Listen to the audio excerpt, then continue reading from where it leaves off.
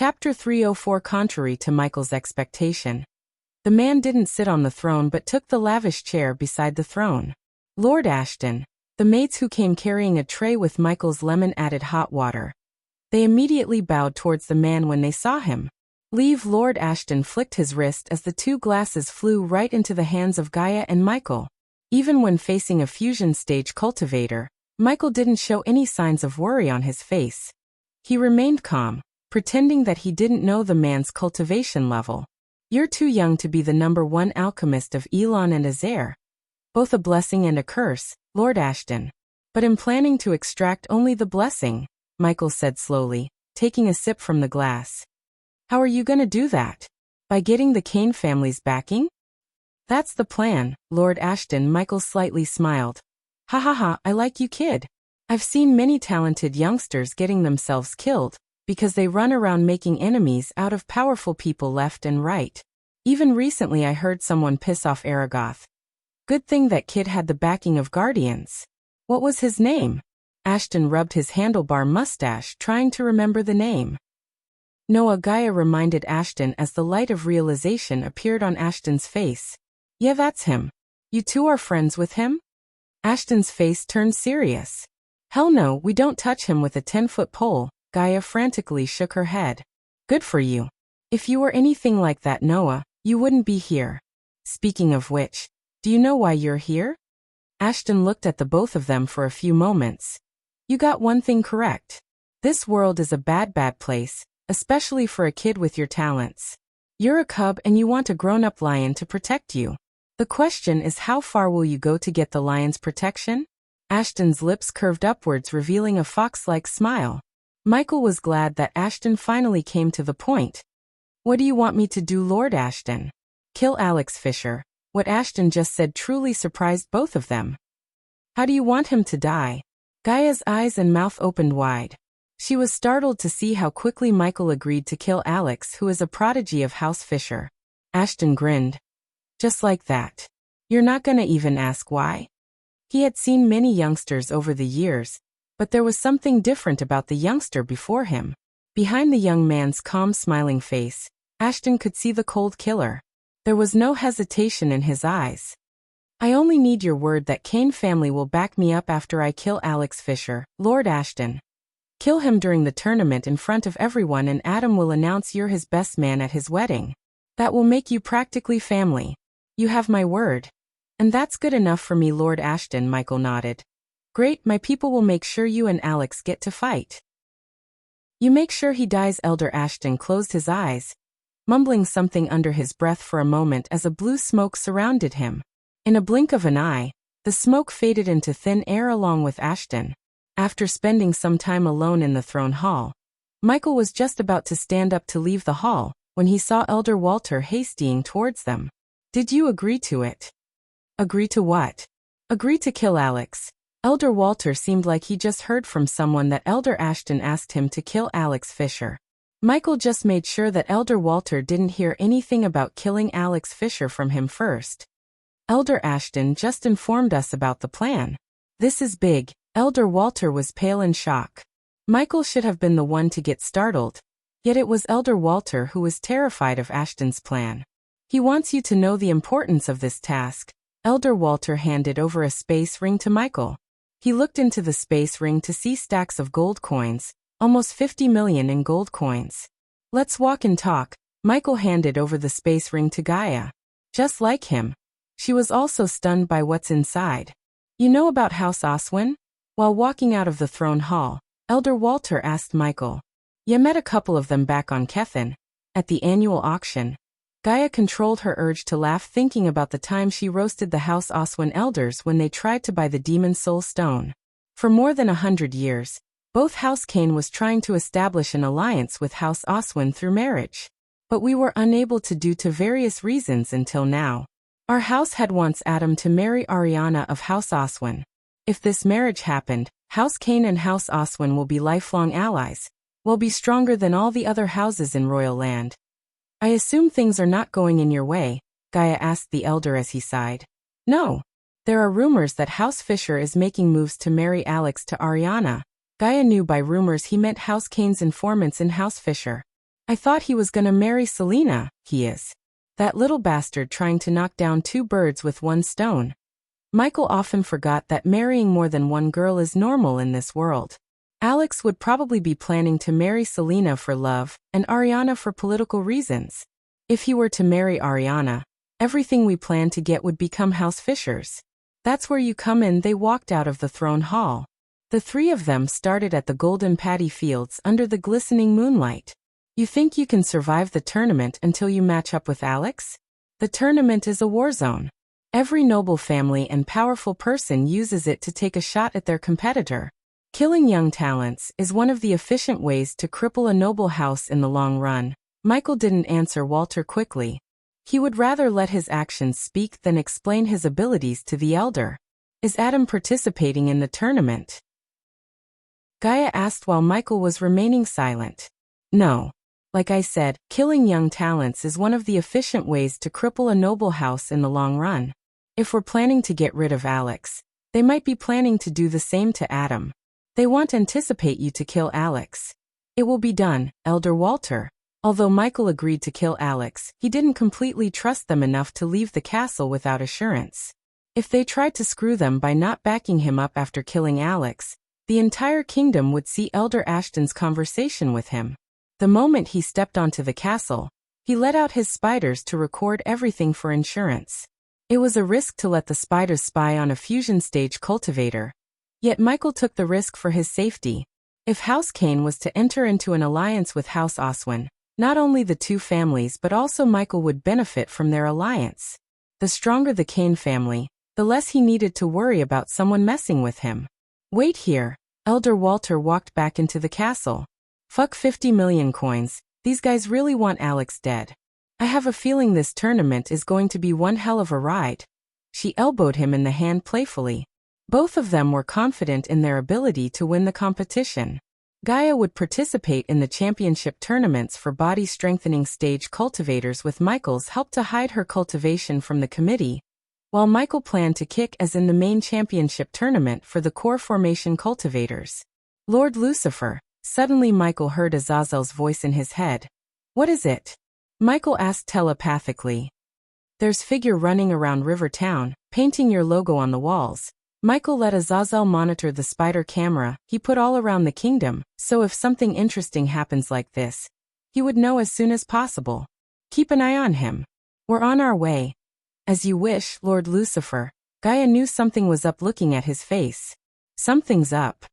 Yes. Michael nodded. He looked around to locate Elder Walter. Luckily for them, they saw Elder Walter walking out of the castle. Take this gift. They were handing out space rings as candies. It really showed their wealth. Since Michael was in a hurry, he didn't look into the space ring as he put it into the system storage to check out later. Well, Elder, it's time for us to leave. We have much to prepare. Yes. I'll keep you no longer. Michael took a few steps forward before he heard the elder call him again. He turned back to see Elder Walter. And Ghost, if you get into the good side of Elder Ashton, you'll get more than the backing of House Kane. Remember that anyone with a brain would not dare to get into the bad side of a fusion stage cultivator. If it wasn't for the system, Michael would have been killed by Layla inside the treacherous ocean. At this moment, Michael had no idea he's going to meet Layla sooner than he wanted to. After parting ways with Elder Walter, they flew for an hour to put a good distance between them and the Kane family manor. Lord Lucifer, Dark Queen, Azazel greeted them with a bow when they appeared in the room before him. Gaia put the sleeping Nightmare and Vidora gently on the bed before covering them with the bedsheet. Shin then came to join back with Michael to watch the mirrors. There he is. Azazel pointed his ethereal fingers at one of the mirrors. In the mirror, they saw a figure draped in full black robes running frantically through the dark alleys in the river town, painting the letter L on the walls. In addition to most of the people in River Town being commoners, this was the middle of the night, so there was not a single person to catch the black-clothed figure. Who are you? Michael couldn't help asking the question, but he planned to know the answer in a few moments. Chapter 305. Michael and Gaia both transformed themselves into their other personas. Take care of them, Gaia ordered Azazel before disappearing from the room along with Michael. The next moment, They appeared in a dark alley behind some houses. Unlike Royal Land, the river town didn't have lamp posts to brightly light the streets. Only the rich cities could afford Vedrite stone's lamps. The small towns like river towns used torches instead of lamps. He should be somewhere near, Gaia said while Michael willed the system to give him the drones. Soon 5 drones materialized above their heads. He sent the drones in all directions. After deploying the drones, both of them ascended to the sky. Although the roofs and buildings prevented them from clearly seeing the dark alleys, one of the drones picked a figure painting the wall. The figure gawked around to see if anyone's watching him. The figure also looked at the sky vigilantly, yet the darkness covered the drone. Since Michael kept a safe distance between the figure and the drone, the faint motor sound didn't reach the figure's ears. Found him, Michael grabbed Gaia's hands before activating the lightning dash towards the figure's direction. The figure was halfway done painting the letter L when Michael appeared directly above him. The bow of Legolas appeared in Gaia's hands. She knocked an arrow dipped with Michael's paralyzing poison. Noticing the figure's cultivation level, Michael sighed in relief as the figure was at core formation stage level 3. Compared to Michael, the figure was 5 levels below him, 6 levels below Gaia. In addition to the fusion stage bone, the 40% boost given to Gaia by the system increased her cultivation speed by several times. Even without any boost, she had a monstrous cultivation speed. With Michael's boost, she became a heaven-defying talent. With her speed, she would never fall back from Michael's cultivation speed. Whoosh! The arrow soared through the air as a bullet fired from a gun. The figure barely had time to react before the arrow nailed his leg to the ground. Ah! The figure squealed in pain. The voice, however, was not of a man's but a woman's. The paralyzing poison immediately spread through the woman's body, making even lifting her pinky impossible. Michael landed before the figure. She was covered in full black clothes from top to bottom. It's a woman. Gaia's brows arched up behind her mask. Let's have a chat in the forest nearby. I heard the forest at this time is particularly creepy and dark, just like we like it. Gaia chuckled evilly.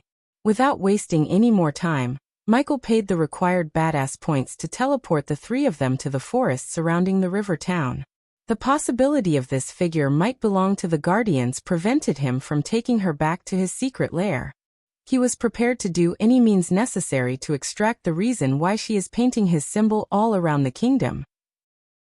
It was extremely risky as the Church and the Guardians were scouring the kingdom as they speak, to find Lucifer. The forest surrounding the river town was huge, misty, and verdant. Its canopy was contested by maple, larch, and holly. Still, plenty of moonlight passed through their crowns for a hodgepodge of sprouts to burst from the soft, rich soils below. Coiling branches hung from the occasional tree, and a mishmash of flowers, which grew in abundance, enhanced the otherwise green forest floor. A variety of wild sounds, most of which were birds and vermin, filled the air and formed a chaotic orchestra with the sounds of several woodpeckers in the distance. The moment Michael appeared with the figure and Gaia, he took out a bunch of spiders from his space ring. The spiders crawled through the forest ground towards the figure. Just imagining creepy spiders crawling into her clothes made Gaia grimace. Gaia slowly squatted beside the woman who was lying on the ground motionlessly. Conjuring an orb of fire for light, Michael patiently waited to see the woman's face. The moment Gaia pulled off the cloak covering the figure's face, both Michael and Gaia were stunned. Sadie, the girl behind the mask, was none other than the girl Michael first made love to in this world, Sadie Kaplan of Silvermoon. Thanks to the mask they were wearing, Sadie couldn't see their reactions. If Michael had an expression of shock, Gaia had a mixture of shock and anger. In this whole world, she hated 4 women the most: her stepmom, Zanali, Sadie, and finally Layla. Her reason for hating the last 2 was that both of them slept with Michael. Of course, she knew Michael was forced to spirit walk with Layla, yet she hated Layla for putting Michael in danger. Although Michael slept with Sadie way before she confessed her feelings for him, she still hated Sadie. Let's kill this bitch and be done with it. She unsheathed her dagger, placing it on Sadie's throat. I want to hear Sadie Kaplan's reasons for summoning us. Michael also squatted beside Sadie.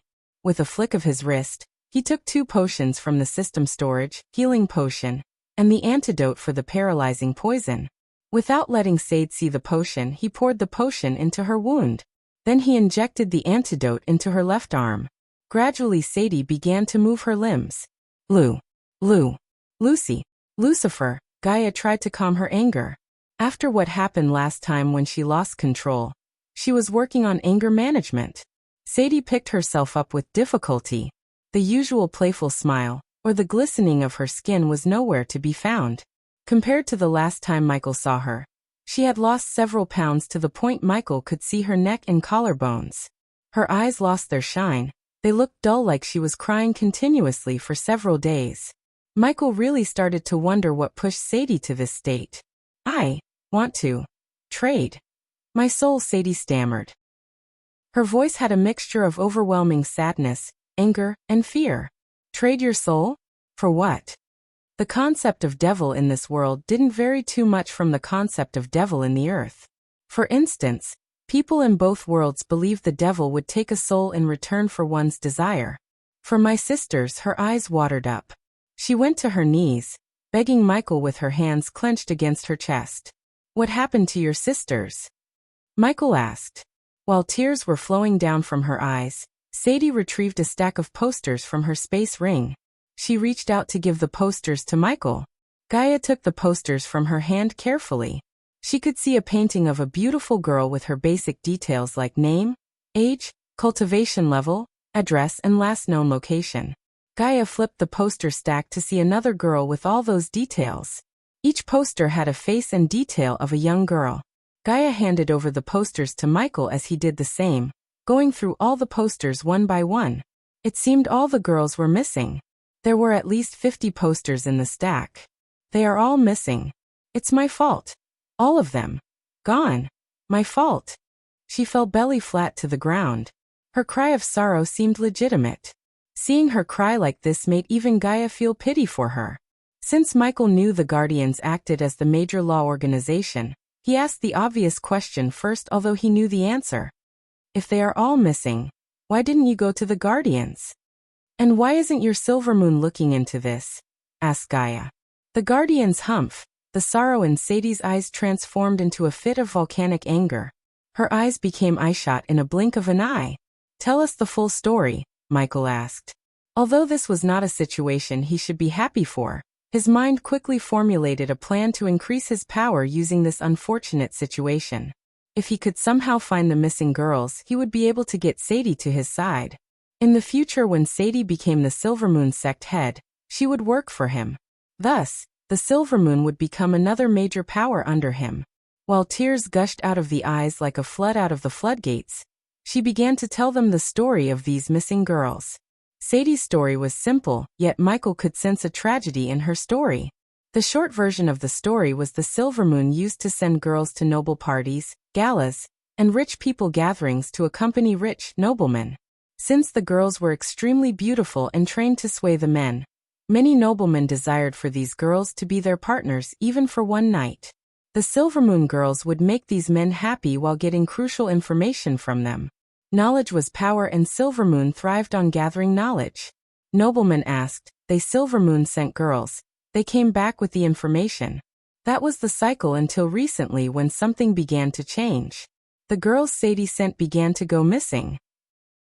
Since it was not unlikely for Silvermoon girls to run away, at first Sadie thought they ran away. Soon afterward, more and more girls began to go missing, including little girls who didn't even come of age. Of course, the Silvermoon never sent little girls to the noblemen, yet they began to go missing while going to another city, or traveling with their senior sisters. Michael dealt with human trafficking back on Earth, and this looked like one. As for Michael's question about going to Guardians, the answer was she went to Guardians, filed a complaint, and never heard from them again. No matter how many times she dropped by at the guild, they just gave her some half-assed answers. The sect was worse, according to Sadie. These girls just ran away. The sect was too busy with other things to go search for the girls. Out of desperation and guilt, she began to look for the person who said he came to punish the evildoers, Lucifer. Considering she investigated a few murders of Lucifer at the beginning, she knew about his signature. So she painted the symbol all around the kingdom to get his attention. Playing hero was not Michael's intention. If Sadie was not in the line to become the next head of Silvermoon, He would have dropped the posters in the hands of Noah, as he loved to be the Good Samaritan. Noah was competent, so Michael knew he would have eventually found these girls. However, Sadie was in line to be the next head, which made Michael take this task into his own hands. Chapter 306. After Sadie finished her story, Michael and Gaia walked several meters away from her. If she's telling the truth, we can make her our subordinate and control the Silvermoon in the future, Michael told her. What if she's lying? What if this is a plot to catch us? Then kill her and send her body to whoever put her up to this task. He didn't feel like Sadie was lying. Nonetheless, if there's a tiny chance that Sadie was trying to play him, he would kill her in a heartbeat because he would go to any lengths to remain safe. Will you help me? When they returned, Sadie pleaded with them. System, scan her for any threats or tracking spells. Sadie saw Lucifer reaching his hand out towards her as warm bright light enveloped her for a couple of moments. At first, she thought he was taking her soul or something. Yet even after the light disappeared, she felt nothing different in her mind or body except for the spiders crawling out from her clothes. The scan completed. You have nothing to worry about. Only after the system confirmed that she had nothing that could be used to track him or Abyssal, Michael made his next move. I can find the girls, but the price isn't your soul. The price is your undying loyalty. Regardless of Gaia's hate towards Sadie, she was mature enough to see the big picture. She also understood what happened between Ghost and Sadie was no one's fault but hers. If she confessed her feelings earlier to him, he wouldn't have slept with Sadie in the first place. As a girl, Gaia saw the hesitation in her eyes. To be honest, she was surprised.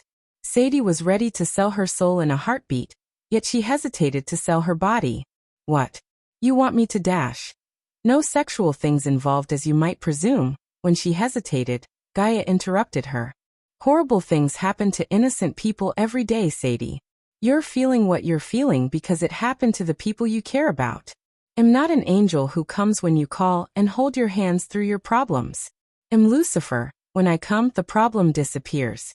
But there's a price for calling me. In your case, the price is your loyalty. Become a part of my army. With me standing behind you, you can make sure nothing like this ever happen again. She will swear her loyalty to us, Lucifer. She probably has realized we are a better justice system than the Guardian Guild. In their eyes, Silvermoon girls are just glorified harlots. No one will give a shit about them if they went missing or ended up dead, Gaia said, folding her arms. Are you willing to be my subordinate, Sadie Kaplan, and change how the world works, or remain as what you're now? A scared little girl no one will listen to. I'm willing to do whatever it takes, Lucifer. Lord Lucifer, Gaia reminded Sadie. Does the host wish to accept Maxine Kane as your subordinate? Yes, subordinate. Sadie Kaplan, cultivation level. Core formation stage level 3 race. Human status. Healthy loyalty towards the host. 15%. The loyalty level was understandable. He hadn't saved her sisters yet, so she had no reason to be loyal to him. At least the system accepted her as his subordinate. Good. Sadie saw the two of them walking towards her. She tried to stand up, but before she could move her body, the space around her distorted, making her close her eyes. When Sadie opened her eyes, she was standing on what seemed to be a throne hall. Great braziers half enclosing each of the 8 onyx columns lighted up every part of the throne hall, covering the hall in dancing shadows and a dark radiance. The relatively modest chandeliers were hanging from the slanted ceiling, dance in the flickering light, while paintings of Lucifer looked down upon the black floor of this extravagant hall. A dark gray rug ran down from the throne and split to encircle the entire hall, while swallowtail banners with embellished needlework drooped from the walls. Between each banner sits a small altar full of candles, many of which have been lit, in turn illuminating the throne. A throne of skull and bones sat at the end of the rug above an elevated stage. Beside the skull and bones throne, there was another identical throne, but it was smaller in size compared to the other. Azazel transformed the throne hall completely with the help of netherals. While Sadie, staring at the throne hall flabbergasted, both Michael and Gaia seated themselves on their thrones. We should send our minions scouring the kingdom to find those girls, Gaia suggested. I have a lead. Sadie swallowed her fear to speak to them. Michael saw Sadie holding a parchment in her hand. Azazel, Sadie heard Lucifer call the name looking beside her. The very next moment, The parchment in her hands was pulled by an invisible force. The parchment floated towards Lucifer. When the parchment reached his hand, she saw a figure materialize in front of Lucifer and the Dark Queen. The ethereal figure looked like a butler.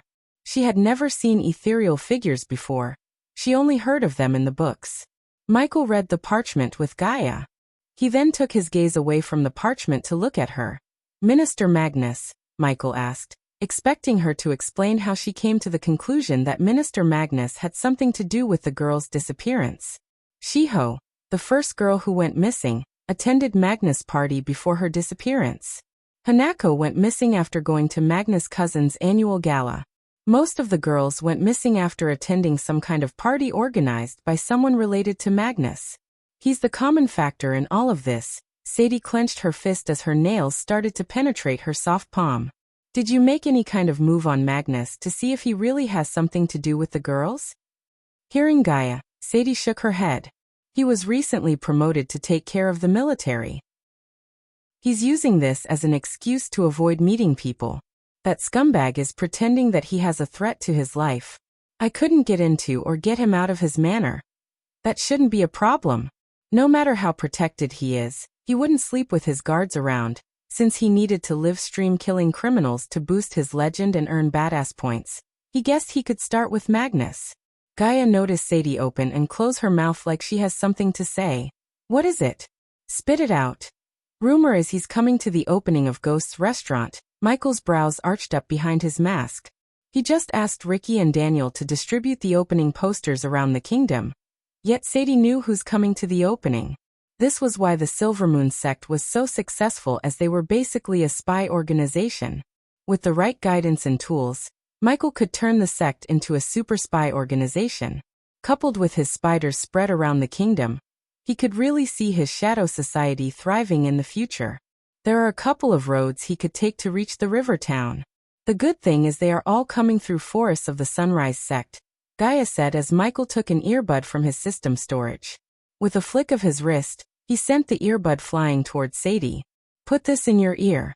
Magnus will be delivered to you here. Meanwhile, don't do anything stupid. If whoever took the girls became suspicious, they might kill them all if they hadn't yet, although Sadie knew the possibility of her sisters being dead. Hearing Dark Queen say this stirred the bad feeling in her gut. Her eyes yet again watered up. Arya. After a few minutes he called the name. Sadie saw a petite brown-haired girl walking through the door at the throne hall's east side.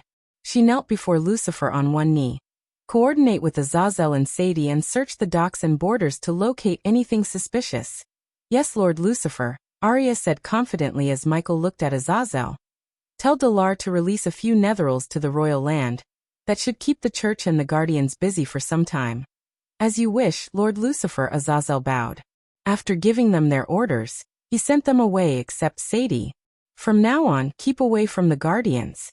They are not what they appeared to be, above those tangerine mountains and sparkling long river, kissed to their heady blush by the sun, were clouds that moved in shoals. And so the sky was equal parts blue and a chorus of grays, streaked with silvers and golds. People of River Town were coming out of their homes one by one with sleepy faces. It was still early morning, so the chirping of birds overpowered the sounds of people. Michael and Gaia were standing inside their newly built restaurant, enjoying its beauty inch by inch. Although the restaurant didn't exactly look like the Ristorante La Sponda, it was beautiful in its own way. The river view outside the glass window added extra charm to the place. Lord Fover has really outdone himself. Master Ghost. Gloria's eyes were full of excitement for the opening. She would have never thought her life would completely change the moment she met Ghost when he first arrived at River Town and stayed in Lucky Cat Tavern. She was not a mere waitress anymore. She was the manager of the most beautiful restaurant in the whole of Bradford, or even in the kingdom. A few months ago, if anyone said she would earn 1,000 gold a month as salary, she would have told them they are crazy, but it became a reality thanks to Ghost. In a couple of months, she bought a new land to build a new home for her family, sent her siblings to the Sunrise sect, and saved gold coins for her marriage. Many of her friends were jealous of her for working for Ghost. If he hadn't, I would have hanged that little bastard by his beard, Gaia said, making Gloria giggle. In 3 days, we have several nobles and powerful people attending the opening. I want everything to be perfect. I won't let you down, Master Ghost. Gloria's voice contained a sliver of fear, but it was overshadowed by her confidence. Good. We really need to come up with the name Ghost. Chapter 307. In the early morning, golden light dribbled over the land like syrup on oatmeal. The leaves shimmered like a mirror-flecked mosaic, and the morning dew sparkled on the jade-green grass. Michael was standing on the tallest mountain peak of the Sunrise sect. He enjoyed the moment of peace and calm before the big day. How do I look? He heard Gaia's voice coming from behind. Without even turning back, he could sense her delight in her heart through her voice. Yesterday he realized why most men hesitate to go to clothing stores with women. He at least went to 12 clothing stores in Royal Land. She spent hours in each store. It took him less than an hour to buy 4 sets of clothes while she took an entire day to get 2. Before yesterday, Gaia never focused on menial things such as fancy clothes. However, yesterday she went all in. More than she liked shopping, she liked to chill out with Michael without worrying about their plans. For the first time since he came to this world, Michael wore a cloth set that didn't come from the system store. His long-sleeved leather jacket covered him to just below his waist, and was almost completely buttoned up at the left side. The sleeves of his jacket were a loose fit, reaching down to well below his hands. They were decorated with a single thread lining at the sleeve ends. The jacket had a deep, rectangular neckline which revealed part of the gray elegant shirt worn below it, and was worn with a wide rope belt, which was held together by a big belt buckle. The rope belt was almost entirely a functional addition. His pants were simple, a comfortable fit, reaching down to his hide boots. The boots were made from a rare hide, but otherwise a common design. Except for the shirt, everything was black. His sculpted muscles made him extra handsome in the clothes. Hello, she called again to get his attention. What happened yesterday kept bugging him. After she called him again, he finally turned back to be startled by her beauty. Her fancy dress flowed from top to bottom, and had a draped neckline, which lightly revealed the modest dress worn below it. The exquisite, tightly tied fabric of her dress covers her stomach, where the continuous flow was broken up by a light leather belt worn quite high around her waist. Below the leather belt, the dress opened up to the left, revealing the dress below. The front of the top dress was shorter at the front and curved outwards. The back continued to flow a short length behind her, ending in a narrow rectangle. Her sleeves were longer than her arms and a comfortable fit. Their flow was broken up above the elbow where they change color, and where they're divided by dark, elegant bands. These were the same fabric and color used to outline the bottom and neckline of the dress. Just like Michael, she too chose to wear black. Although the dress was beautiful, it was the girl who was wearing the dress that elevated the beautiful dress to artistic. His occupied mind was completely blanked by her angelic beauty. He could see her real face as she didn't wear the mask to put on Elia's face. Looking at her, he couldn't help wondering if the gods personally sculpted this beauty before sending her to this world. There were no fitting adjectives to describe her beauty in his mind. She squinted at him with one eye playfully. "It's natural to be speechless," she proudly said as Michael gently smiled, forgetting what was on his mind for a moment. "You look beautiful." Michael walked towards her before pulling her closer to him by her waist. "Scars are cool, human," she gently headbutt him. "We'll talk about that later. Now let's go open our restaurant." Both of them slowly ascended to the sky. The entire river town was in a festive mood. The streets were filled with people in colorful dresses, carrying name boards saying Ghost, Elia, and Sunrise Sect. The morning light didn't stop them from painting the sky with colorful fireworks. Children sitting on the shoulders of their father wore black dresses to look like Ghost. When Michael arrived at Rivertown, he saw lines of noble carriages coming towards the restaurant. Boom, boom, boom. The fireworks exploded in the sky above the restaurant. In addition to carriages, numerous Pegasus were flying from all directions towards the restaurant. The restaurant building was currently covered in a giant red cloth. "Look over there." "Hi, Ghost. Elia. Rivertown. Ghost, ghost, ghost." The moment they descended to the point, the people noticed. The cheers erupted like a bubbling volcano. The people cheered as loud as they could. Ding. Congratulations to the host for successfully being a badass. The reward is 1,000 badass points. Ding. Congratulations to the host for successfully being a badass. The reward is 2,000 badass points. The notifications sounded just as loud as these people, almost giving him a headache. In a couple of minutes, he earned more than 20,000 badass points. The adventurers who were hired to keep the crowd in control were having trouble keeping the people in line. It has been 3 months since the people of the river town saw him.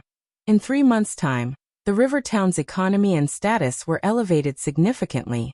The scene reminded Michael of all the red carpet events. In fact, his last assassination back on Earth had celebrities and fans who behaved just like the river town's people. On Earth, he remained in the shadows. In this world, he was standing right in the spotlight. The restaurant was built on elevated land, so the diners could have a better view of the river. The elevated land was designed in the shape of a heptagon with a staircase on 2 opposite sides. Right at the moment, the river town people were on one side while the nobles were using the other to enter the restaurant. Ghost, ghost, ghost. Among the crowd, a boy was screaming Michael's name. The little kid wore the miniature version of a Neo costume to cosplay as him. He was standing relatively close to the front line before climbing the stairs. Michael reached to grab the kid. His father was stunned, but didn't stop Michael from taking the kid. "How are you, little buddy?" The kid was speechless as Michael retrieved a quill from his space ring. "I want to be like you when I grow up," the kid said. "Work hard, cause less trouble for your parents and you will be just like me," Michael said, signing his name on the kind's shirt in white considering the kid's clothes were black. After handing over the kid back to his father, Michael and Gaia continued to talk to some of the people before climbing the stairs to the restaurant. Wind blast. Michael sent a gentle gush of wind blast to calm the people.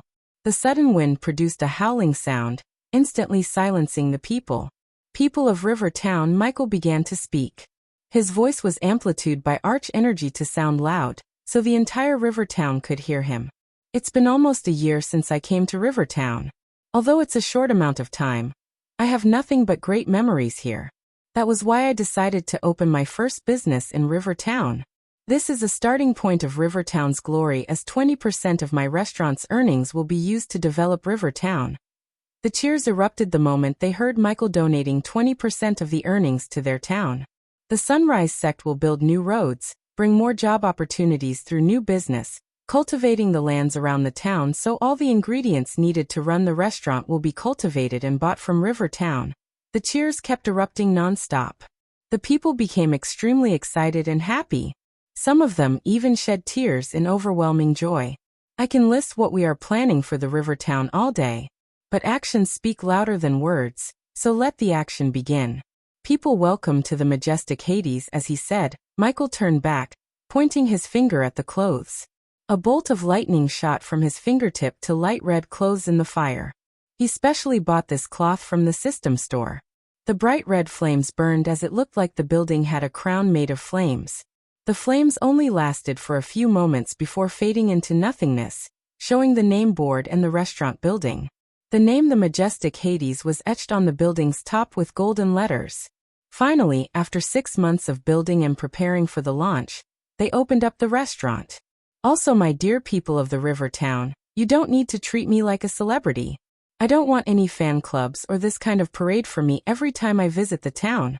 Focus on your life, work hard, take care of the people around you. That will make me proud. Now carry on with your lives." As much as Michael loved to be the badass in the spotlight, he didn't want to be swarmed with crazy fans everywhere he goes. That would affect his productivity. Remaining in shadows would not work in his favor in this world because it wouldn't earn him as many badass points as he actually needs. However, becoming too famous at this point in his life wasn't his plan either. Expanding his power too quickly would draw out the attention of unnecessary foes. He had to make every single move with utmost caution to remain safe, until he reached the point that no one could harm him. Special shout out to the wonderful people in my Discord server for helping me in naming the restaurant. Chapter 308. You're gonna get bored of these things sooner or later, Ghost, Elder Martin said, enjoying his baked silkfish. A 5-star chef could improve the taste of any food or drink, even alcohol, by 100%. In addition, food and drink made by them improved cultivation speed by 30% for the next week. Some dishes were even able to improve physical strength, defense, and concentration/focus by 5% for the next 24 hours. Of course, these were only some of the benefits in the long list. Effects or benefits varied from dish to dish. I assure you, Elder Martin, I won't get bored. What's the point of living for 100 years if we don't enjoy everything this world has to offer? I agree with Master Ghost. Lord Malin, who was sitting on the other side of Michael's table, said. Currently, several men and women were occupying Michael's long glass table. There was Elder Martin from the Kane family, Lord Malin of Bradley, the elders of Sunrise Sect except for Elder Sandra, who apparently hates gatherings, Reginald, Claire, Gaia, Olivia, and lastly Ella, the new branch leader of Sunrise Sect in Broad River, previously known as Broad River Sect in Kingdom Kethin. She was eternally grateful for healing her burned skin and making her good and beautiful again. I'd choose this over dealing with inner family bitching. Lord Malin rolled his eyes, thinking about everything he had to deal with since becoming the family head. Welcome to the club, Lord Malin, Ella chuckled. You know we're here to help anytime you want, Ella, Claire said, taking a sip from her wine glass. Miss Elia, hey, race your seared moon boar. As they were speaking, a young waitress came carrying a smoking delicious dish. The entire restaurant was full and there were countless nobles waiting in line to get into the restaurant. The restaurant had 50 tables in different sizes. Almost 100 people could comfortably dine here. Regardless of the crowd, the waiters and waitresses trained by Gloria were doing a great job. All the 20 waiters and waitresses moved in perfect rhythm to keep the tables filled and diners happy. Gloria was training them for 3 months. Michael was thinking about raising Gloria's wage because of her talent. He never expected this kind of talent in managing a restaurant and training people from a girl who worked as a waitress in a small tavern. Cooking hundreds of dishes back to back didn't slow down Raylene even for a bit. With the tools, machines, and the help of a few sous chefs, Raylene kept pumping out delicious food as fast as the nobles finishing their meals, which was fast, extremely fast. How's preparing for the tournament going, Ghost? Has anyone else besides you two competing from your sect? Sect leader Claire. Even Ghost didn't know the answer to that question. He looked at Claire as did everyone else. They are growing stronger fast, but they are not ready yet. So these two have to win the tournaments in their respective championship. Claire raised her cup towards Michael and Gaia. No biggie, Gaia shrugged. Can we bet on you two winning? Lord Malin asked with a wide grin on his face. I can't stop you if you want. I know I'm betting on ourselves, although he said like he was joking. They could sense the confidence in his voice. In their eyes, Gaia didn't even look like she gives a damn about the tournament. Where's Nightmare, by the way? Lord Malin asked, looking around the restaurant. He thought the dragon would follow Ghost anywhere he goes. Master Ghost. Suddenly Ricky came running to Michael. Those at the table saw Ricky whisper something into Ghost's ears. What is it? Claire asked. Apparently a newswoman from something called Royal Times is asking to meet me. Only Elder Martin remained calm, continuing to enjoy the food. The others, however, raised their brows, realizing Ghost has no idea what a royal time is. Gaia didn't even bother to look at Michael as she knew he had no clue because she never told him anything about Royal Times or the other newspapers in the continent. You seriously don't know anything about Royal Times? Lord Malin asked as Michael shook his head. They are one of the leading newspapers in the continent. If you want to get famous overnight, they can get it done, Lord Malin said with a serious face. It's better you stay on their good side. There's a saying among big families, the newspapers are spells that do more damage than any spells.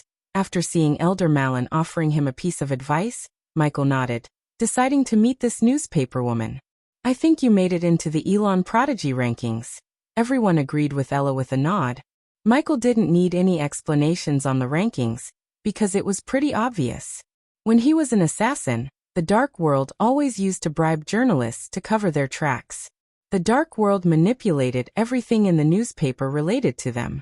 That was how they remained hidden for centuries.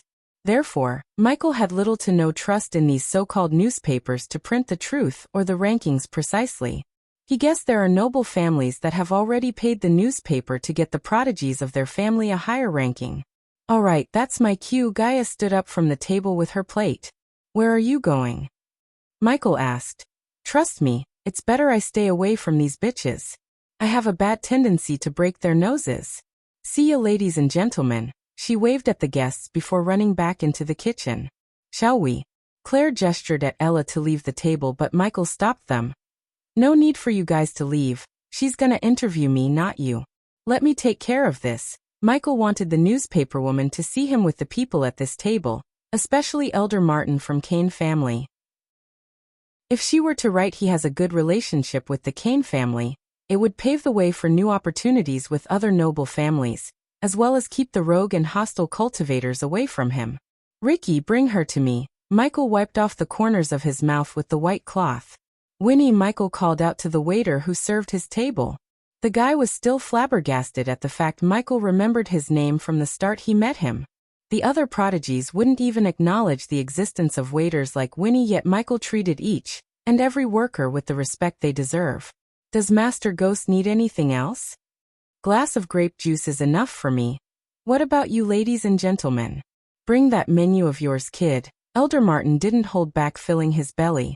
Since everything was so delicious, everyone started to order food yet again while Michael was waiting for the newswoman. A few minutes after Ricky left the table, he bought a woman wearing a large hat to Michael. Standing 5'2" tall, this dark-skinned woman had a charismatic feel about her.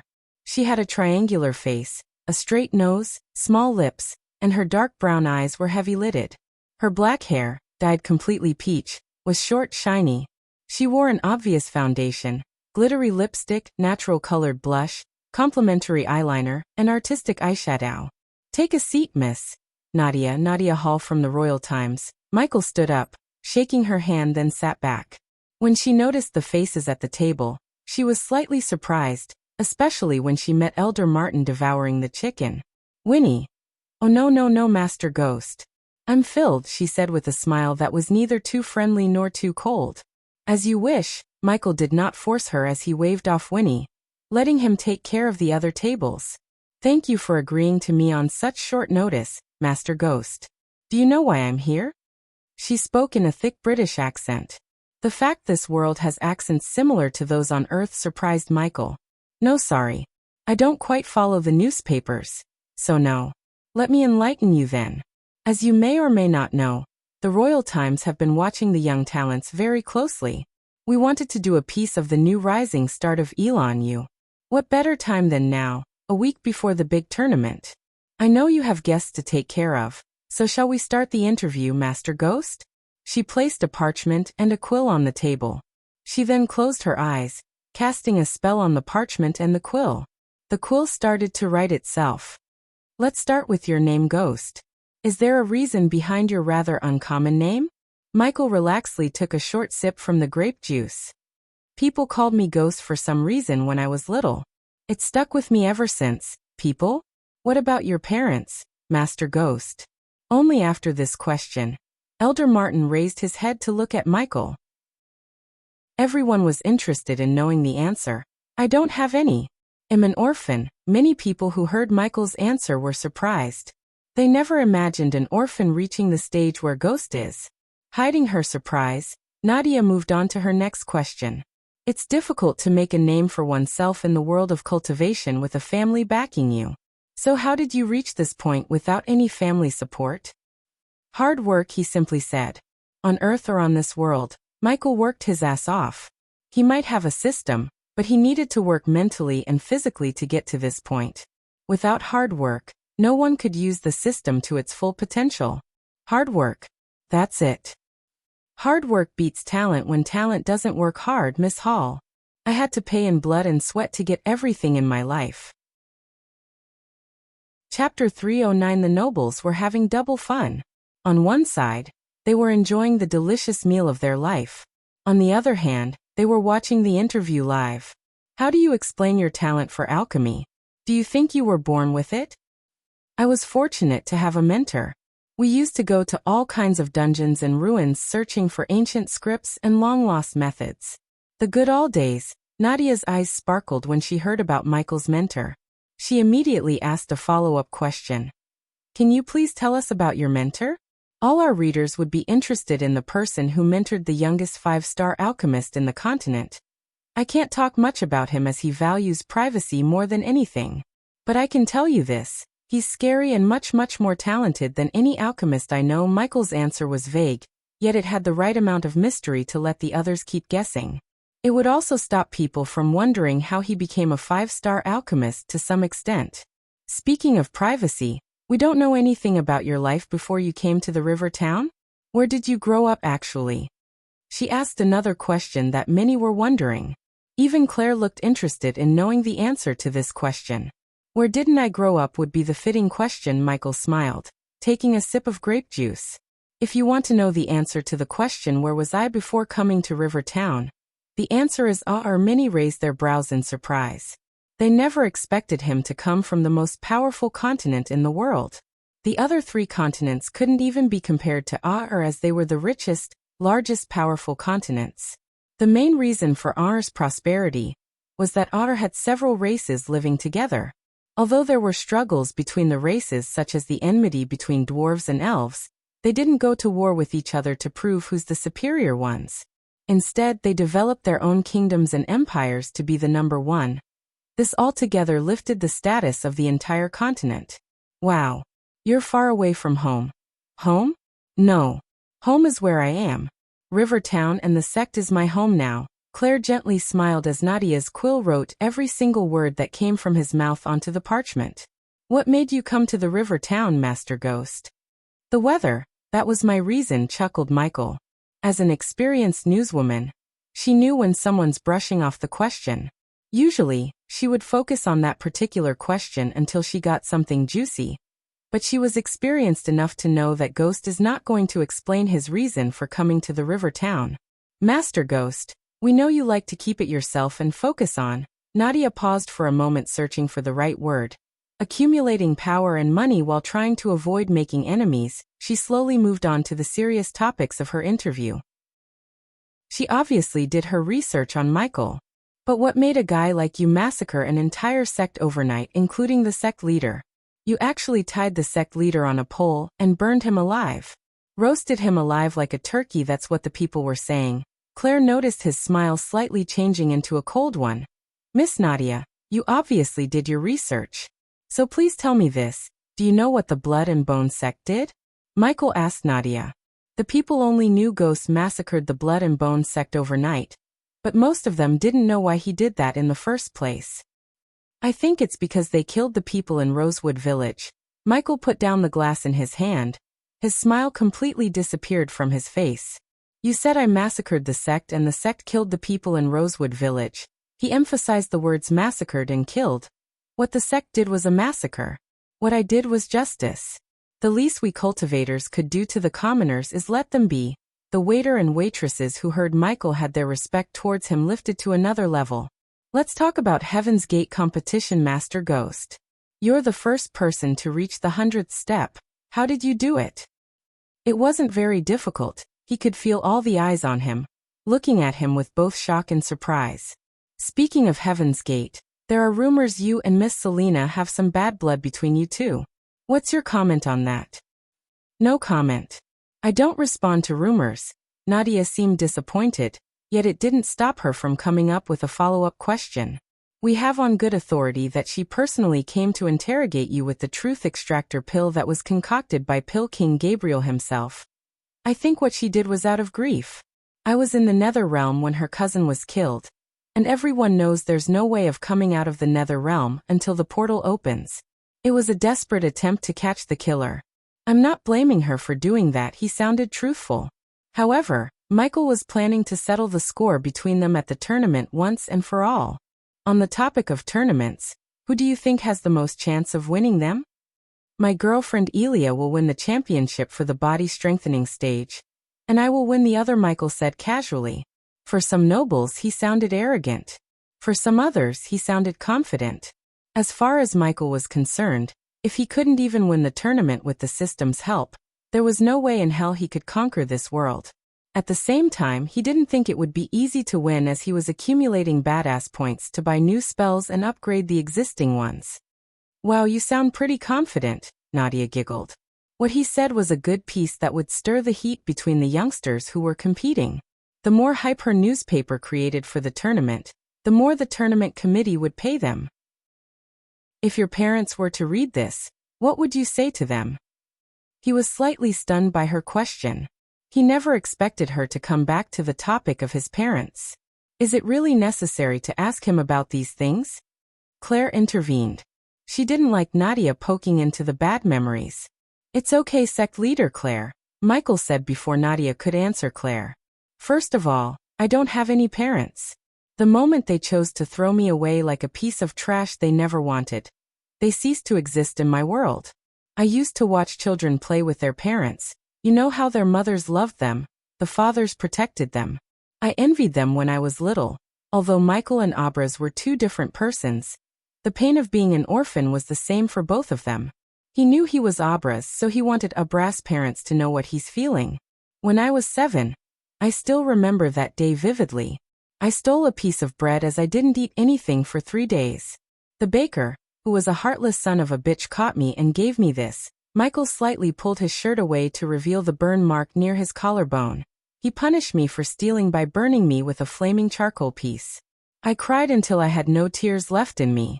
There was no one there for me to. Michael felt a lump in his throat while Claire's eyes already started to well up. There was no one there for me to ease my pain, no matter how loud I cried or how long I cried. I fainted crying. When I woke up, I was still there, on the side of a pavement, drenching in rain. I never asked for any of this. If they never wanted me, they shouldn't have brought me into this world. His voice turned cold. A glint of murderous intent emerged in his eyes. If they were to read this, I have only 4 words for them. Stay away from me. That's it. The interview's over. Gaia came to Michael's table to break the interview. Her eyes were bloodshot red due to anger and sadness. Please excuse us, ladies and gentlemen. Michael left the dining hall quietly. Thankfully, Gaia didn't cause a scene. Nadia was lucky that she didn't get her nose broken by Gaia.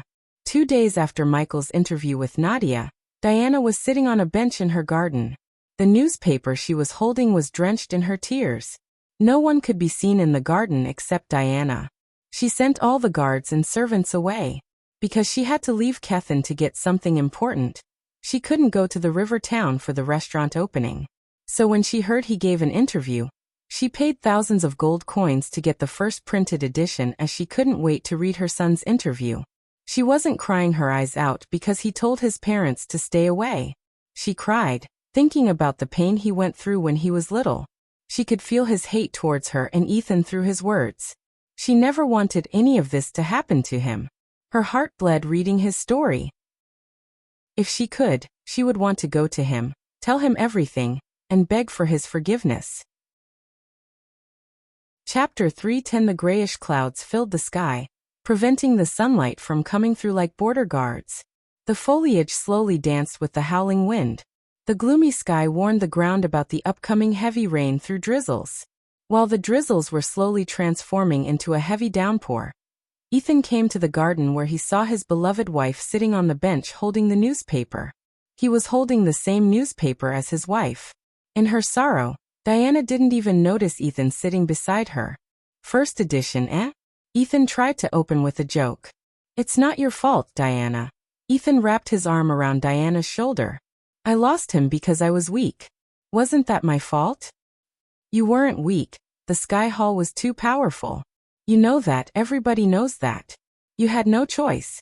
If anyone to be blamed, it's Sky Hall. Our son stole bread because he was hungry. She completely broke into tears after speaking those words. Diana couldn't even imagine what he went through. The overwhelming sadness made her heart bleed. As a man, Ethan wouldn't cry like Diana. Yet even his eyes teared up when he read that. We'll get through this, Diana, like always, together. I promise you, we will reunite with our son. He wiped off the tears from Diana's face while lifting her face to look her in the eyes. You can now cultivate without Sky Hall knowing. No matter how long it'll take, we must reach the immortal stage. Then we'll have a lifetime making up to our son. Ethan had full confidence in Diana reaching the immortal stage, because she was the #1 prodigy of the entire world. It only took her a month of cultivation to go from the core formation stage to the core strengthening stage. Her monstrous cultivation speed was what drew the attention of Sky Hall in the first place. She was meant to be the Holy Maiden. Even to this day, the name Harriet Hunt would shake the Aur continent. Before he heard everything that happened with Sky Hall, he thought only he and Diana's two sisters knew that Harriet Hunt is Diana. Ethan had to fake the three sisters' death to leave our continent. If anyone knew she's still alive, it would be only a matter of days before the royal family, as well as the Hunt family, storm into Elon to take her away. As far as Diana was concerned, her talent was more of a curse than a blessing. She lost too much because of her talent. To the outside world, Diana was happy for her children's talent, except she was more worried about them than feeling happy for them. She didn't want her children to suffer the same fate she does because of their talent. Diana never regretted leaving everything behind in R. If she hadn't left her family, her two sisters would have been married off to some wealthy old men, while she would have ended up as the Holy Maiden. Diana's parents viewed the three of them as trophies instead of as their daughters. They wanted to use them to increase the Hunt family's influence and power. Because of her decision to leave R with her sisters, they were blessed with peace and a happy family. She never imagined the price for leaving her life on R behind would be her son. One day he will understand everything. Dien. The heavy downpour came with a thunderclap. Flashes of lightning flashed across their eyes. With the climate, Diana's mood also changed. Sky Hall. The veins in her eyes began to pop up, making her eyes redder and redder. You know, Ethan, I was trying to run away from being Harriet Hunt. She stood up from the bench. I can't run away from who I am. For a second when the lightning flashed, Ethan could swear he saw Harriet Hunt, the raven beauty of R. In his mind, her golden hair transformed into raven black while two swords appeared in her hands. Raven black hair, two swords, black dress from top to bottom. That was the Harriet the entire R continent was afraid of. If Ethan had seen Ghost, he would have been startled to see the similarities between Harriet and Ghost. I'm gonna make every single one of them who hurt my son pay. I am Hunt, Harriet Hunt, and I have a score to settle. Meanwhile, back on the Abyssal, Michael was standing in front of a giant mirror. He was in his gray sweatpants staring at his naked upper body in the mirror. Various degrees of burn wounds, bullet wounds, and scars riddled his body. 3 days ago when he woke up, the scars he had when he was on Earth as well as new scars magically appeared on his body. The system asked him to upgrade it if he wanted to know how and why the scars appeared. Those scars brought some bad memories. Moreover, Michael wondered why these scars suddenly appeared. He didn't know the Ghost's soul piece and Abra's soul piece are slowly merging together into one as they were when he was born in this world. With the soul pieces merging, they brought the scars back. This change was visible to his eyes. What wasn't visible is that his mind and heart becoming one entity instead of two, which were Ghost and Abra's. Until now, he thought he and Abra's were two different people. The truth was, however, they were the same. Only because of Sky Hall, his soul was split into two. One piece ended up on Earth and grew up to be Ghost while the other grew up to be Abra's. Fate had brought the two pieces together once again. As he was staring at his body with mixed emotions, Gaia was whistling her favorite music while counting the gold coins they got from the restaurant. Nightmare was helping her by counting the stacks with her. Vidora just stood on Gaia's shoulder, supervising the two of them. Hey, do you want to know the total collection or keep staring at your own body? Michael put on his t-shirt before jumping into the bed with Gaia. Hit me with it. Good, you're back. She pinched his cheek playfully. Well, we earned a whopping amount of 1.2 million in 3 days. Because of your fucking generosity, we need to give 20% of the earning to the sect so they could develop the river town. That would leave us with 960,000 gold coins. What about the cost of buying the ingredients and paying the wages? He wiggled himself from the pillow to Gaia's lap.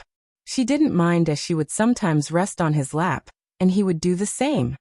I'm coming to that. Approximately we're spending 60,000 on both of them per month, so it's no biggie. No biggie? You know how many people we could feed or help with 60,000 gold coins? Nightmare rolled his eyes. Quit whining, you big lizard. We're swimming in millions of gold. Compared to that, 60,000 is like a drop, Iag retorted. You're a bad influence on the little girl. Michael twisted Gaia's ear looking at Iag. Who are you calling a little girl? I'll fuck you up. Iag bore her teeth after being called a little girl by Michael. She's a bad apple, I know that. Gaia chuckled instead of defending Iag to make the little Hydra even more furious. Hee bad apple Sarba, the silver head. chuckled with the rest of them as Iag began to hit him in the head. Jokes aside, we need to cut the cost of buying the ingredients. When are they gonna start cultivating the fertile lands around the river town? If we could produce what we need in the river town, it'll save us the gold coins of buying them from the other towns and kingdoms, while improving the economy of the river town, Michael asked. He let Gaia and Claire handle these kinds of things as they had more knowledge and experience compared to him. Old Man Reiner will take care of cultivating the lands, so we could start producing veggies and stuff. We can improve the fishery by getting the fishermen new boats, building new docks.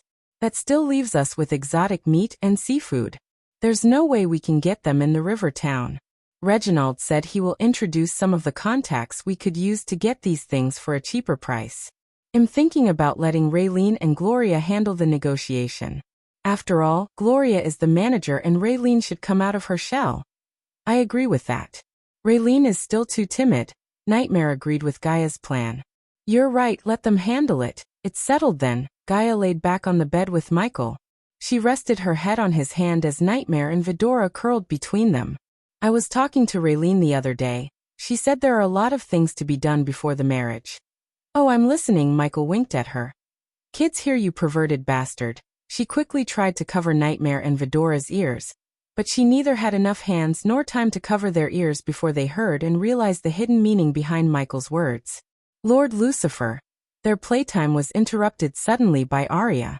They heard her voice in their ears through the earbud. Go ahead, Arya. Did you find anything? Lord Lucifer, Dark Queen. I'm at the Harbor Master's office.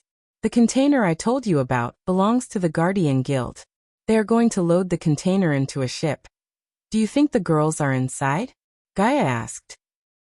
I'm not sure, but something's precious inside as the container is guarded by men in full plate armor. By the looks of them, they must be very powerful. Plus, they are doing constant routine checks, timed guard changes. Do you know where the container is going? No, Dark Queen, no mention about where it is going in the manifest. Don't engage them. We are coming. Michael jumped off from the bed with Gaia. In a blink of an eye, they both transformed into Lucifer and Dark Queen. Let's go hunt. Check out the Discord if you want to see Diana/Harriet hunt. Chapter 3:11. At the edge of the cloud, there was a brilliant white patch, like a turning page catching the sun. The rest was dove gray with a subtle hint of purple, just enough to announce the coming sunset. The coastline welcomed sea and sky, the bluest of brothers, together with a covenant of everlasting beauty. Along with nature's evening sky and coastline, the man-made harbor formed a scene that looked like a painting. The ships of all sizes floated on the water, taking the rest they deserved before starting their journey. This was not a military harbor, so there weren't any warships like a brigade or man of war. The biggest ship that could be seen on the harbor was a merchant ship with 4 cannons on the top deck. The crane with a huge wheel attached to it kept producing creaking noises. One could see almost half of the royal land from the crane's top. When the last of the sunlight faded away from the place, 2 figures appeared on top of the crane. Their black capes fluttered in the wind. The light coming from the half-moon vaguely showed their bodies. That's the ship. Gaia pointed at a lone ship silently floating on the water far from the rest of the ships. It was a merchant ship but didn't have any cannons. From the outside look, the ship looked no different than a typical merchant ship used to transport goods from one port to another, except Michael could see 10 core formation level 8 warriors on board disguised as crew members. Where are the armored guys Arya was talking about? Gaia asked. Maybe in the below decks. We need to know their exact locations before doing anything human. They are not some weaklings we could waltz in and kill. It's time for a new skill, Michael thought as he entered the system with a specific skill in his mind. System, I need you to take whatever points you need and get me the X-ray vision. Remember, I need to see what's inside the ship and container, so don't get me a level 1 skill, and ask me to upgrade until I have no points left. Geez, I get it.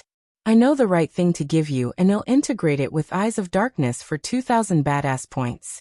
So the total of buying X-ray vision, upgrading it to max level, and integrating it with Eyes of Darkness would cost you 8,000 badass points. Get it done. He felt the familiar acute pain in his mind for a few moments. The moment the pain disappeared, he could feel another skill. Activating it was just as easy as breathing to him. When he willed his mind to activate the X-ray vision, the view in front of him turned dark blue. Soon he started to see yellow and red shapes moving around. This was not just an X-ray vision, this was a thermal vision. He willed his mind again to change his vision as his vision changed into another, the night vision. He had a smile behind his mask as he changed his vision to X-ray vision. He could now see in 3 types of visions. In addition to 3 types of vision, he could zoom in. How cool was that? They are in the back below decks. The girls are there too. Wait a minute. How do you know? Oh, I forgot to mention one thing, host. When he turned to look at Gaia, he couldn't help grinning thinking about something. However, the system read his mind and decided to crash his mental party. You cannot see people naked using your visions, hee. The system let out a burst of evil laughter. It kinda sounded like a cartoon supervillain. You really are a god in the making. Can't you give some of your powers to me? She trusted Michael enough to not poke into his secret that he obviously couldn't share with her. Although she was proud and happy for him, she also felt a bit jealous. I'm sharing. How do you think your cultivation speed is skyrocketing? Stop joking around. I'm awesome. That's the reason for my cultivation speed, she proudly exclaimed. Michael wrapped his hand around Gaia with utmost care and love. From the moment he met her to this moment, everything seemed like a dream to him. He cherished every moment he spent with her. Let's stay like this for a little longer. She rested her head on Michael's shoulder. They were just about to engage in a battle, yet the wind, the scenery, the quietness brought them closer. You know, if this conquering the world doesn't work, we could just leave this world and run off to some other worlds together. You said it yourself, I'm a god in the making. When was the last time you heard a god fail? Ding, ding, ding. While they were embracing each other, a bell-ringing sound came from the harbor. Soon afterward, the ship with the core formation warriors slowly started to move. They didn't jump down from the crane to reach the ship. They just waited for the ship to sail far away from the harbor, so no one would be able to call for reinforcement from the land. Until now, Michael never directly messed with the Guardians. What the fuck are these Guardians doing with Silvermoon girls? I know they are a shady bunch unlike many humans think, but this is too much. We can't say for sure the entire guild has a hand on the kidnappings. Maybe a few corrupted Guardians are the ones responsible for this. The Guardians were Michael's main foe, yet he couldn't believe the entire guild would involve in human trafficking. A few corrupted Guardians using their guild's power to do this shady thing seemed more likely. Even if we hand the scumbags responsible for this on a silver platter, the Guardians wouldn't do shit to them. They'll just tell us they would take care of the matter in-house. Best case, the scumbags will be stripped of their Guardian title. At worst, they will get a slap on the wrist. Typical, Michael snickered inside.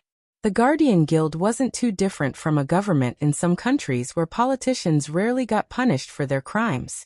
If the Guardians hadn't branded him as their foe who must be killed by any means necessary, Michael would have left them alone. Since that wasn't the case, he needed to root out the guild before they found out about his true identity and kill him. Come on, we should follow them at a safe distance. Michael slowly started to ascend to the sky with Gaia. He didn't cast the lightning dash to speed up his pace. They just followed the ship, keeping a safe distance from the ship. Due to their black armors, it was impossible to see them in the night without casting any spells. Wait, while Michael was flying above the ship, he noticed several defensive arrays on the upper deck thanks to the Eyes of Darkness. When he was in the treacherous ocean, he had to pop in a bunch of perception pills and depend on the system to break the illusion formations. But now he could easily find the source points to break the formations.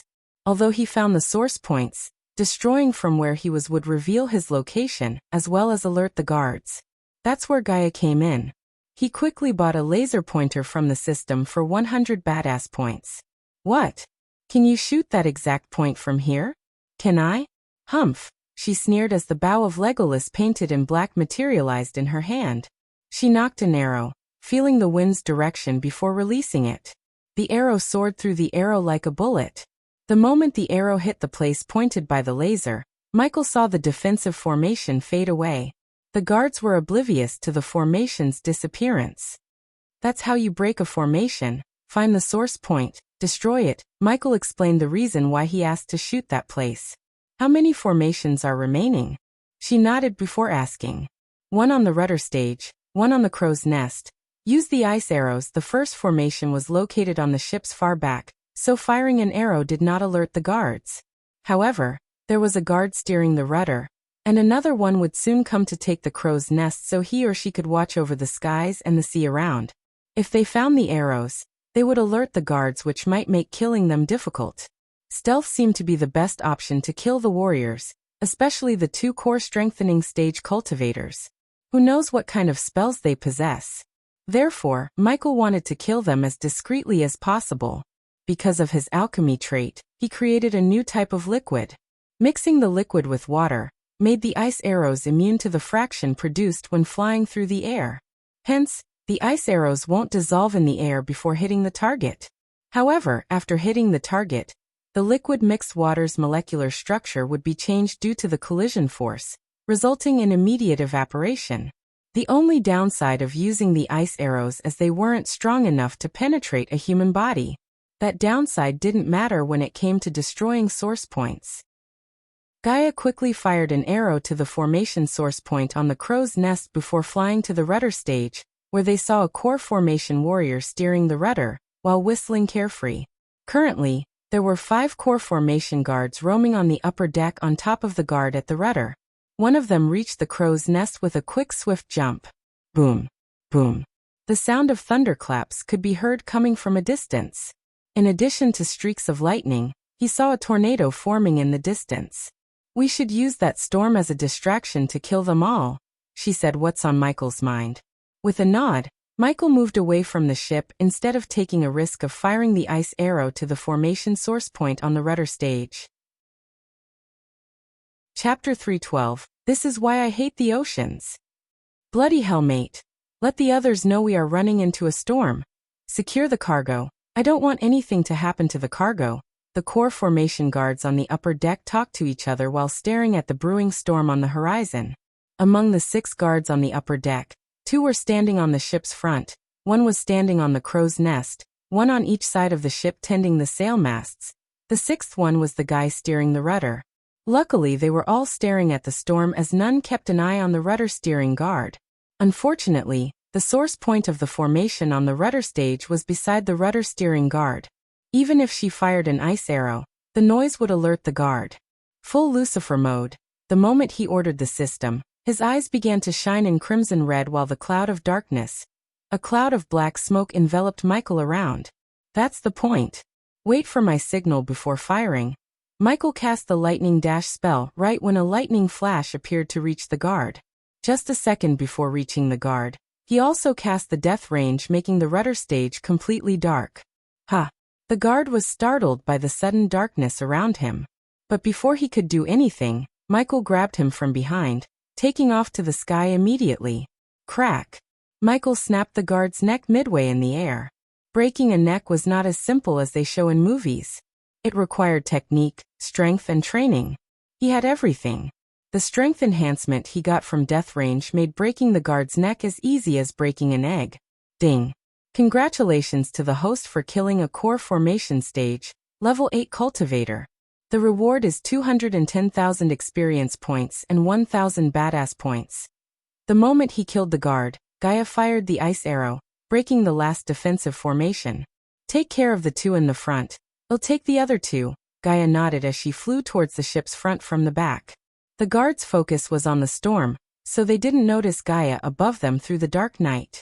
Plus, they were carefree because of the defensive formations, as they depended on the formations to alert them if there was an intruder on the ship. Michael was hovering directly above his 2 targets, while Gaia stayed a few meters away from her targets, so she could kill the 2 of them as quickly as possible. Go! The moment Michael gave the signal, she fired 2 arrows within a second. Each of them pierced the head of its target. On the other hand, Michael landed right between his targets before sending 2 lightning bolts from each hand at each target. Just like Gaia's arrows, Michael's lightning bolts also pierced its target's head. The guards didn't even have a moment to react. Ding! Congratulations to the host for killing a core formation stage, level 8 cultivator. The reward is 210,000 experience points and 1,000 badass points. Ding!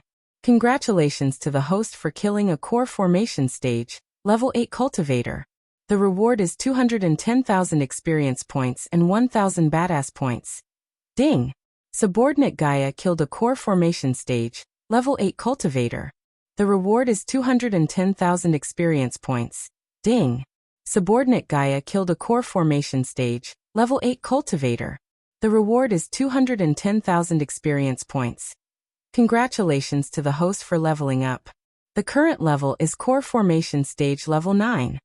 Congratulations to the host for leveling up. The current level is core formation stage level 10. Hey! Whoosh! Zzhhhhh. The arrow and the bolt of lightning hit the guard standing on the crow nest before he could even close his mouth. Ding! Congratulations to the host for killing a core formation stage, level 8 cultivator. The reward is 210,000 experience points and 1,000 badass points. The system has stockpiled the excess experience points for the host to break through later. He almost forgot about the points needed to break through to the core strengthening stage. Hearing the system notification in his mind put a grin on his face. Since he reached the core formation stage 10, his overall power increased significantly than before. Therefore, killing the 2 core strengthening stage cultivators would be much easier. Wait a sec, Michael said to Gaia when she landed on the deck. Under her gaze, he cast the lightning dash to reach one of the guards he just killed. He quickly picked up the body, tossing it into the ocean. As he disposed of the body, he didn't dare to steal their space rings for safety precautions. She continued to watch him throw the bodies one by one into the raging ocean. The howling sound created by the storm became louder and louder. Since there was no one at the rudder steering the ship away from the tornado, the ship was getting pulled in like iron towards a magnet. The raging sea violently hit the ship, shaking it to the point both Michael and Gaia had a hard time standing still. We need to finish this before that finishes everything. Gaia pointed at the giant tornado swirling in the distance. Don't fret it, Michael calmly said before opening up the latch beneath him to go down to the lower decks where they were keeping the girls. Through the creaky stairs, Michael and Gaia reached the lower decks. The howling sound of the wind became silent after closing the hatch. They were welcomed by a dark corridor with a couple of lanterns hanging on the wall, to give just barely enough light to see what's in front of them. Using the X-ray vision, Michael located the remaining guards in the lower deck. The 2 core formation guards seemed to be playing a card game in one of the rooms 10 meters away from Michael. The 2 core strengthening stage cultivators were sitting in a meditative position in front of the girls. The girls seemed to be in a wooden container. All the girls were tied, but some of them were trying to move. The others, however, remained still. Michael and Gaia slowly sneaked towards the core formation guards. Go kill the core strengthening guards, I'll handle these 2, said Gaia. He knew she could kill them without a problem. Yet he needed to do one little thing before leaving her. Michael squatted on the floor, looking at the space between the door and the floor. He then willed the system to give him the fear toxin vials in the storage. As he poured down the fear toxin, it evaporated into the room through the space. With this amount of fear toxin, it won't freak them out as usual, but it will mess with their mind. Be careful. After nodding, Gaia whispered. Giving a little nod, Michael left Gaia to reach the room where the girls and the last 2 guards are. The wooden door to the room was shut closed. From the other side, Michael could sense the arch energy circulation. The 2 guards were obviously cultivating despite the shakiness of the ship. They were oblivious to the fact the ship is heading towards a storm. Michael scanned the room for any formations. Luckily, he found no formations. Just like before, Michael squatted down to send fear toxin into the room through the space between the door and the floor. He was careful not to make any sound. In a few seconds, he poured 4 vials of fear toxin into the room. If there were no girls inside, he would have poured 4 more to completely mess with the guards' minds. Since that was not the case, he had to be careful with the amount of fear toxin he should pour, or the girls would die inhaling the toxin. After pouring enough fear toxin, he slowly turned the doorknob to open. The door creaked open to reveal 2 bald men in their early 40s cultivating in front of a wooden cargo container. The moment Michael closed the door behind, the 2 cultivators abruptly opened their eyes. So much for stealth, he thought. The old door creaked more than Michael wanted. Hence, The creaking sound made the cultivators open their eyes. "Who are you?" one of the bald men asked as they stood up. "Lucifer," the other one quickly recognized Michael. The two of them suddenly shook their heads as the fear toxin started to take effect. Their pupils began to dilate. Although the fear toxin would make them hallucinate and kindle the darkest fear in their hearts, it wouldn't last long. The stronger the cultivator, the less the fear toxin's effect on them. That was why Michael couldn't go kill all the stronger cultivators using the fear toxin. Death range. Michael immediately cast the death range spell as the fear toxin's effect would fade away in a couple of minutes max. The room was completely darkened by the spell.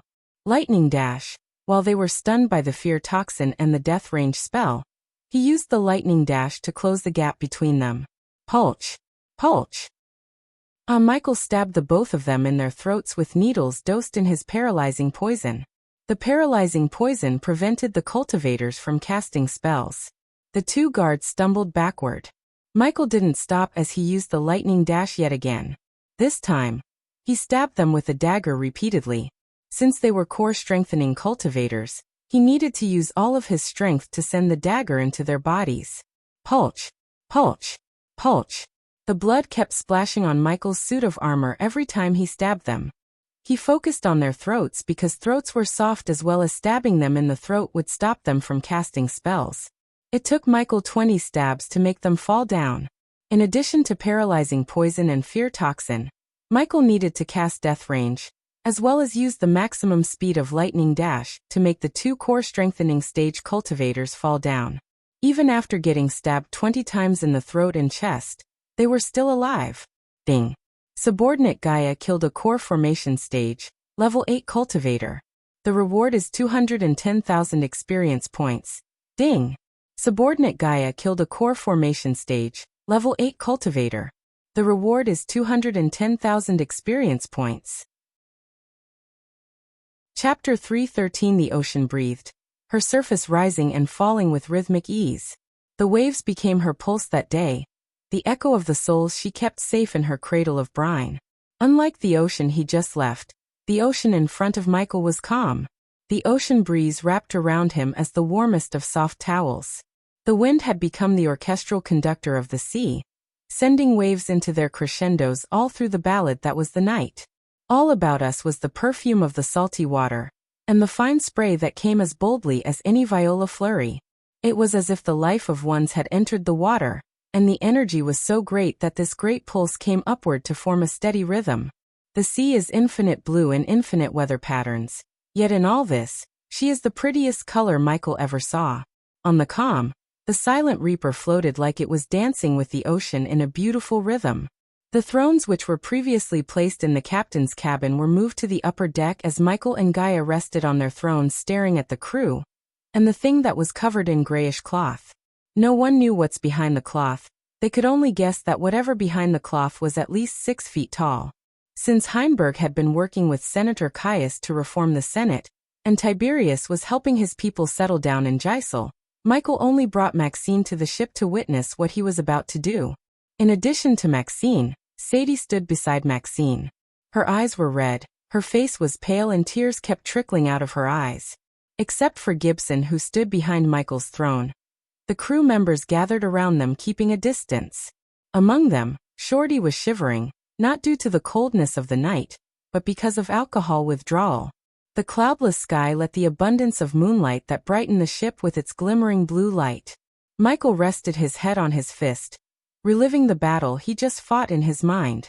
By reliving the battle, he gained more knowledge about his weaknesses as well as strengths. System version 3.0 host. Michael cultivation level. Core formation stage, level 10 experience points. 400,000/400,000. 1,300,000 points remaining to be consumed. Badass points. 125,000 skills and spells. Wind Blast, LVL3 responsive shield, LVL4 environment scanning, LVL3 ignitia, LVL3 lightning dash, LVL3 energy devour, LVL1 death range, LVL3 eyes of darkness, normal. Can sense the cultivation level of others' eyes of darkness, Lucifer. Can sense the cultivation level of others, can see through. Illusions Cloud of Darkness, Lucifer.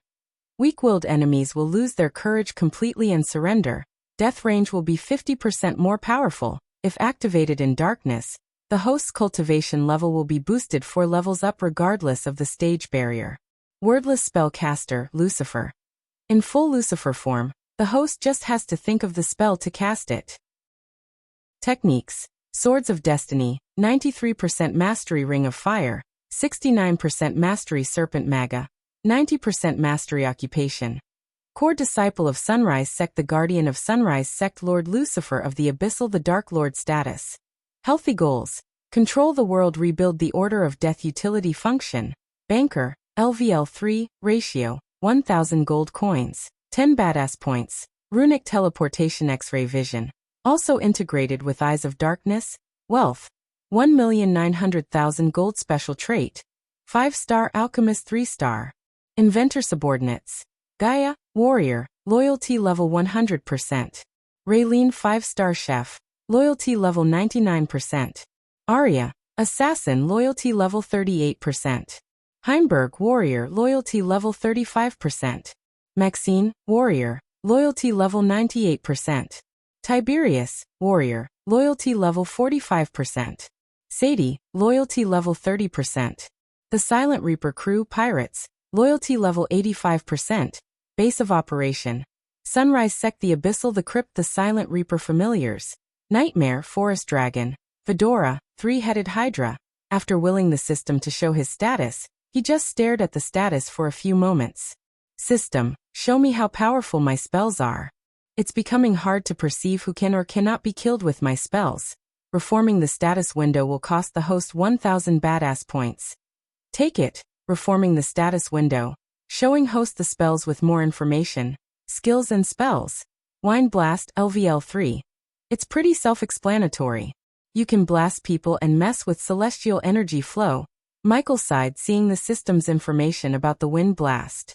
It was right though, he had no confusion or questions about the Wind Blast. The more he used the spell, the more control he achieved over the air element. In the beginning, he could only send a couple of blasts of wind from one hand. Now he could send several wind blasts from both of his hands. In addition, he could reshape the blasts into crescent-shaped wind blades. Although the crescent blades were not powerful enough to cut a person in half, it was powerful enough to leave a nasty cut, especially if he attacked anyone below the body strengthening stage. Responsive Shield, LVL 4. Absorb any spell attacks from anyone on or below the stage body strengthening stage. Environment Scanning, LVL 30. The spell would detect hostiles and friendlies in a 20 m radius. Ignitia, LVL 3. The spell can kill anyone on or below core formation level 3, ignoring the defensive spells belonging to the class rare or below. The spell's power would be decreased by 50%, 75% by defensive spells belonging to the class epic and legendary respectively. After casting Death Range, Ignitia can kill anyone on or below core formation level 6, ignoring the defensive spells belonging to the class rare or below. Lightning Dash, LVL 3. Anyone on or under the body strengthening stage wouldn't be able to spot the host, but bolts of lightning. Cultivators below core formation 4 could make out the host's figure in a blurry vision. To the eyes of cultivators above core formation 4, the host will move 30% faster. After casting Death Range, anyone on or under the core formation level 6 stage wouldn't be able to spot the host, but bolts of lightning energy devour, LVL 1. Specific types of arch energy could be absorbed and transformed into experience points. System level is too low to give more information. Death Range, LVL 3. The host's power will rise by 30%. Eyes of Darkness, normal. Can sense the cultivation level of others. Eyes of Darkness, Lucifer. Can sense the cultivation level of others. Can see through illusions. Cloud of Darkness, Lucifer. Weak-willed enemies will lose their courage completely and surrender. Death Range will be 50% more powerful. If activated in darkness, the host's cultivation level will be boosted 4 levels up regardless of the stage barrier. Wordless Spellcaster, Lucifer. In full Lucifer form, the host just has to think of the spell to cast it. A while after pondering, Michael decided to upgrade a few of the existing ones before buying new spells. Okay, I think I should first upgrade the Responsive Shield. Level 5 Responsive Shield will be able to absorb any spell attacks from anyone on or below the stage core formation level 2. Cost: 10,000 badass points for upgrading it to level 5. 15,000 badass points for upgrading it to level 6, which would absorb any spell attacks from anyone at or below the stage core formation level 4. I'm confused. Do I have to spend 25,000 to upgrade it to level 6? Or I can give you 15,000 points to jump from level 4 to level 6. Yeah, you wish. You need to spend 10,000 badass points to upgrade the spell from level 4 to level 5 and 15,000 points to upgrade it from level 5 to level 6. The system recommends the host upgrade the spell instead of being stingy with points. You have no other defense spells in your arsenal, and who knows how many freaks would compete in the tournament. The system was right. He couldn't be cocky or half prepared, especially when he knew that prodigies from all over the Elon continent would come to the tournament. If he didn't upgrade the spell to at least level 6, any core formation prodigy with epic or legendary spell could easily kill him. Upgrade the spell. Good decision. The system appreciated Michael's decision. The next moment the number of badass points decreased from 125,000 to 100,000. Next one should be Lightning Dash. In level 4, anyone at or under the core formation stage level 5 wouldn't be able to spot the host but bolts of lightning. Cultivators from core formation level 6 to level 8 could make out the host's figure in a blurry vision. To the eyes of cultivators above core formation 8, the host will move 40% faster. Upgrading it to level 4 would cost the host 20,000 badass points. Upgrade it, Michael said without any hesitation. After upgrading, the responsive shield could protect him from anyone at or below core formation level 4. When dealing with anyone above this level, he could use Lightning Dash that would give him enough speed to escape from their offensive spell and kill them using his swords or spells. Next spell, Ignitia. In level 4, Ignitia can kill anyone at or below core formation level 5, ignoring the defensive spells belonging to the class rare or below. The spell's power would be decreased by 40%. 70% by defensive spells belonging to the class epic and legendary respectively. The upgrade will cost you 30,000 badass points. I need to ask, what about people above core formation level 6? There's no direct answer whether you could kill them with one lightning bolt or many. It depends on the target's defensive spell. Basically, if you're attacking anyone above core formation level 6 who did not cast any defensive spell, Ignitia can wound them severely, or even take their life if you aim for the vital parts. However, if they cast any defensive spells, you won't be able to kill them with one shot. So what's the point in leveling up when I can just upgrade the spells using badass points? You can't upgrade the spells if you are not strong enough. Don't forget that your cultivation stage will affect the power of your spells. The more you level up, the more powerful your spells would become. Alright, upgrade Ignitia to level 4. As he was leveling up and upgrading the spells, he realized one thing. Everything had become much more complicated than before. Moving forward, he knew he must be cautious and plan everything as he did on Earth. I have posted the character image of Harriet Hunt with her theme music. Come check it out. Chapter 3:14. After upgrading the spells, he had 50,000 badass points remaining. However, he was not finished upgrading his spells. System, I need you to tell me how much would it cost me to upgrade the runic teleportation, so I can teleport people who are not my subordinates without buying teleportation scrolls every single time? Every time he teleported someone who's not his subordinate, it cost him from 4,000 badass points to 10,000 points, depending on the teleportation destination and number of people he had to teleport. If he could teleport people by any other means, he wouldn't have to carry the container to the Silent Reaper. Why do you want to do that? Michael sensed a slight panic in its voice. The system was happily selling him teleportation scrolls. Hearing him want to change his methods frightened the system, as it wouldn't get many badass points as it did before. Can you or can you not? Michael very well knew the reason for the system's panic. Of course the system can.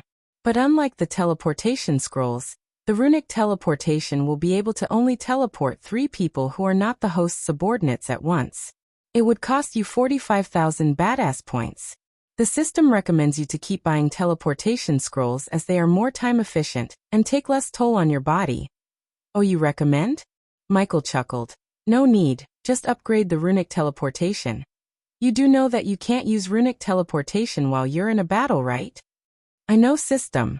I'm not gonna keep buying your teleportation scrolls unless I absolutely have to. So be it. The system sounded mad. Soon his badass points decreased to 5,000 points, ending his upgrade spree. He wanted to upgrade Wind Blast if he had enough points. Since it wasn't the case, he decided to upgrade the spell later. Although he didn't upgrade the spell, leveling up gave the spell enough power boost to knock out a group of weak cultivators in a few seconds. System version 3.0 Host. Michael cultivation level. Core formation stage, level 10 experience points. 400,000/400,000. 1,300,000 points remaining to be consumed. Badass points. 125,000 skills and spells. Wind Blast, LVL 3 responsive shield, LVL 5 environment scanning, LVL 3 ignition, LVL 4 lightning dash, LVL 4 energy devour, LVL 1 death range, LVL 3 eyes of darkness normal. Can sense the cultivation level of others. Eyes of darkness, Lucifer. Can sense the cultivation level of others. Can see through. Illusions cloud of darkness, Lucifer. Weak-willed enemies will lose their courage completely and surrender. Death range will be 50% more powerful. If activated in darkness, the host's cultivation level will be boosted 4 levels up regardless of the stage barrier. Wordless spellcaster, Lucifer. In full Lucifer form, the host just has to think of the spell to cast it. Techniques: Swords of Destiny, 93% Mastery Ring of Fire, 69% Mastery Serpent Maga, 90% Mastery Occupation. Core Disciple of Sunrise Sect, the Guardian of Sunrise Sect, Lord Lucifer of the Abyssal, the Dark Lord status. Healthy goals: Control the world, rebuild the Order of Death. Utility function: Banker, LVL 3, ratio, 1,000 gold coins, 10 badass points, Runic Teleportation, X-ray vision, also integrated with Eyes of Darkness. Wealth, 1,900,000 gold. Special trait: 5-star Alchemist, 3-star. Inventor subordinates: Gaia, Warrior, loyalty level 100%. Raylene, 5-star Chef, loyalty level 99%. Arya, Assassin, loyalty level 38%. Heimberg, Warrior, loyalty level 35%. Maxine, Warrior, loyalty level 98%. Tiberius, Warrior, loyalty level 45%. Sadie, loyalty level 30%. The Silent Reaper crew, Pirates, loyalty level 85%. Base of operation: Sunrise Sect, the Abyssal, the Crypt, the Silent Reaper familiars. Nightmare, Forest Dragon, Vidora, 3-headed Hydra. After taking a second look at his status window, he was satisfied. He exited the system to see everyone staring at him. His eyes were fixed on Shorty, who was shivering due to the alcohol withdrawal. Shorty's determination to become a cultivator surprised him. At first, he thought Shorty was asking him to become a cultivator for fun, but his determination told Michael that fun wasn't the only thing Shorty is looking for. Sadie was still sobbing. Her anger was overshadowed by guilt and grief. Turning his gaze back to Shorty, Michael began to speak. He was still in his full Lucifer form, so his voice wasn't humane, it sounded unearthly. Gibson, tell me how many types of people there are in this world. Michael asked Gibson, who was standing behind the throne. 2 kinds? Good and bad? Gibson said with uncertainty. Do you know the difference between them? Michael asked. Good people are good. Bad people are bad? Yet again Gibson sounded uncertain. None of them had a clue why Michael was asking these questions, including Gaia. That's a textbook answer, Gibson. In real life, the answer is much different than that. Michael stood up from his throne. Good people think if they don't hurt others, they don't get hurt. They try to live by a code of honor or the word of God, or anything that lets them sleep at night peacefully. They don't realize they are just prey for the bad ones. As he was speaking, he walked to Sadie. Even if they do realize it, they can't do what's necessary to protect themselves and people they care about. The code they live by, it's a prison that hurts them forever. If they end up in a mess, they just expect someone else to save them. The funny thing is they expect that someone else will clean up their mess without crossing their code. If he or she did, the good ones brand them as evil, dark ones, etc., etc. Michael made his way towards the cloth-wrapped thing. Let me show you the difference between a good person and a bad one. He took off the cloth after speaking to reveal the two bloodied core-strengthening cultivators. They were tied up to separate poles. The cloth wrapped around their mouths prevented them from screaming or making a sound. These two pathetic worms helped someone kidnap 40 young girls. Witness the girls suffer unspeakable things. And finally, they tried to smuggle the girls somewhere. Probably whoever asked them to kidnap the girls planned to sell them as slaves for a price. Tears broke out of Sadie's eyes as Michael went on. 20 girls died in that container, and the rest of them have been scared for the rest of their lives. Now those girls were good girls who just obeyed an order of their superior. Michael put his hand on one of the cultivator's shoulders. He started to apply pressure as the shoulder bone began to crack. The cultivator's scream of agony was muffled by the cloth. The cracking sound of the bone gave a chilling to the pirates. Sadie here is also a good girl.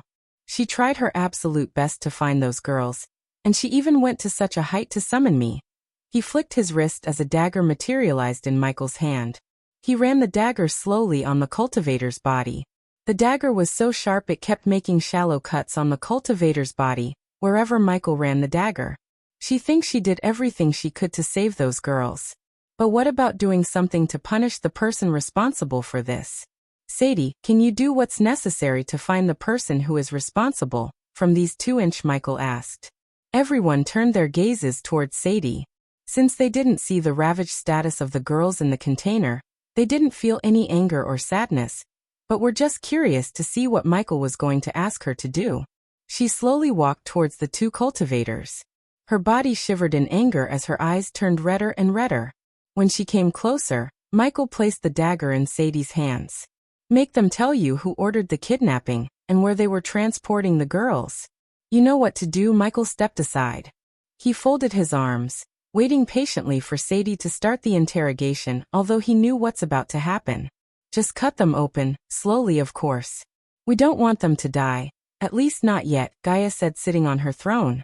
The cultivators mumbled. I forgot to tell you, you are on the southern continent. So no use in trying to cast spells. A glimmer of shock emerged in their eyes. Soon the glimmer of shock turned into utter helplessness. No matter how hard the cultivators struggled against the pole, or the rope that tied them, they couldn't escape. Come on, Sadie. What are you waiting for? Michael asked as Sadie slowly moved the dagger in her hands towards the cultivators. Her hands were shaking.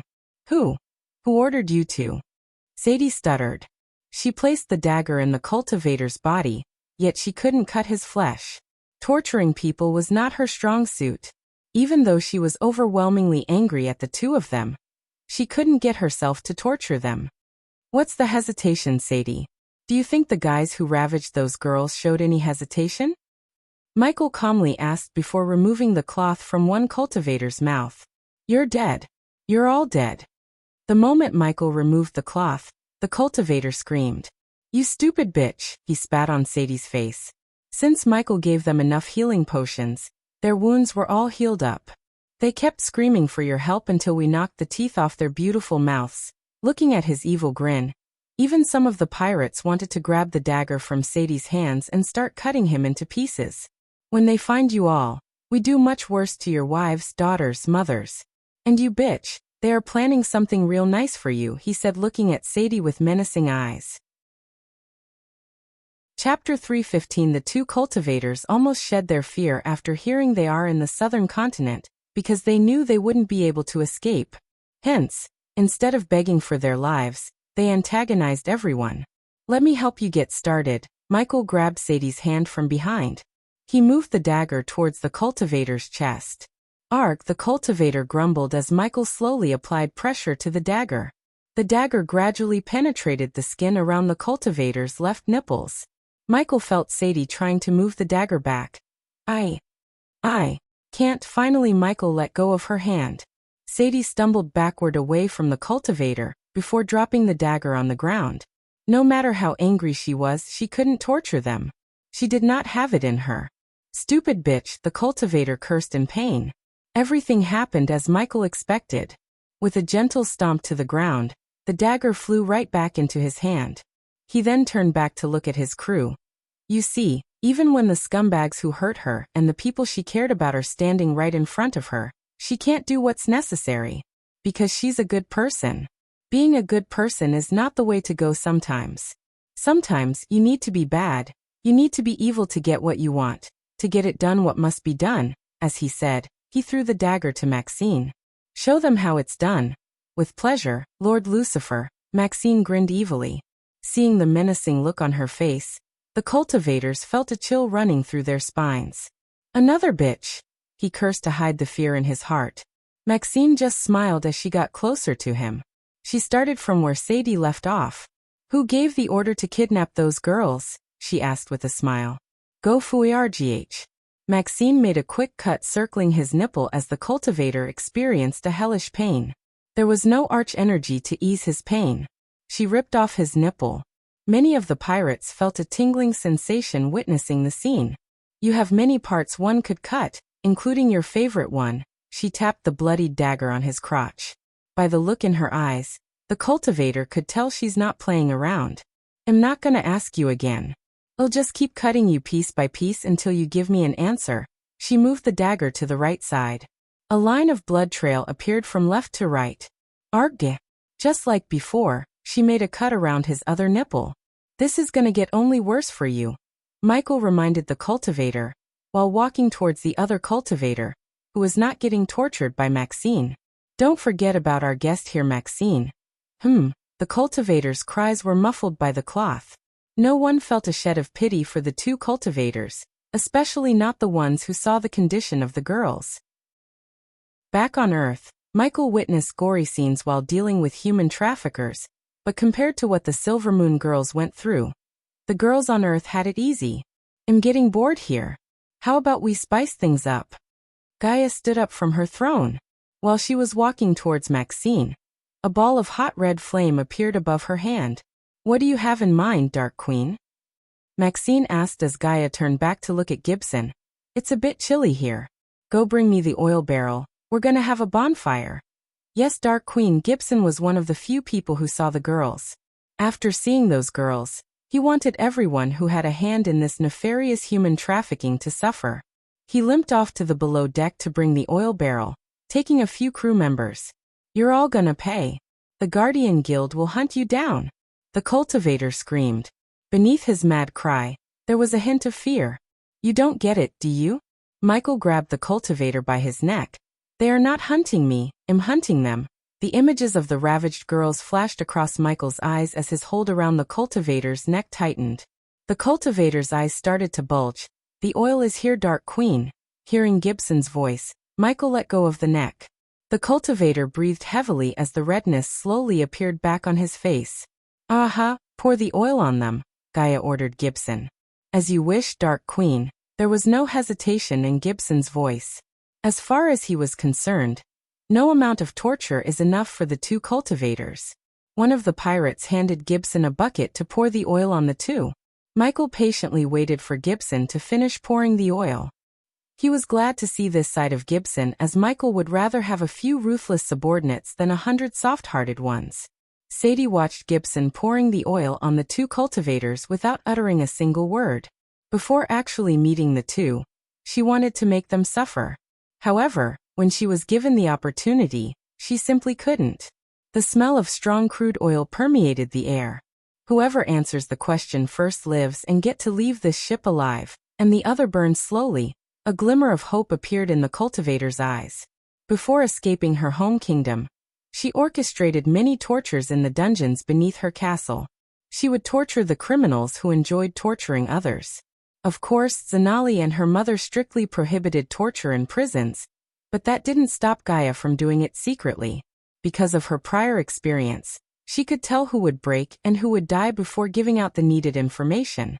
The two cultivators in front of her looked like the latter type. Hence, she decided to give them hope of escaping, as it would mostly work with their type. There was a strong possibility for the two cultivators to lie, yet she wouldn't have come this far if she couldn't detect a lie. Let's begin, Gaia snapped as the ball of fire above her hand split into two. The two orbs of fire gradually floated towards the two cultivators. Maxine removed the cloth from the other cultivator's mouth, so he could speak up. Shit, The cultivator who was antagonizing everyone cursed under his breath. "I won't tell you shit," the cultivator shouted, but the other one who didn't get tortured by Maxine had mixed emotions written on his face.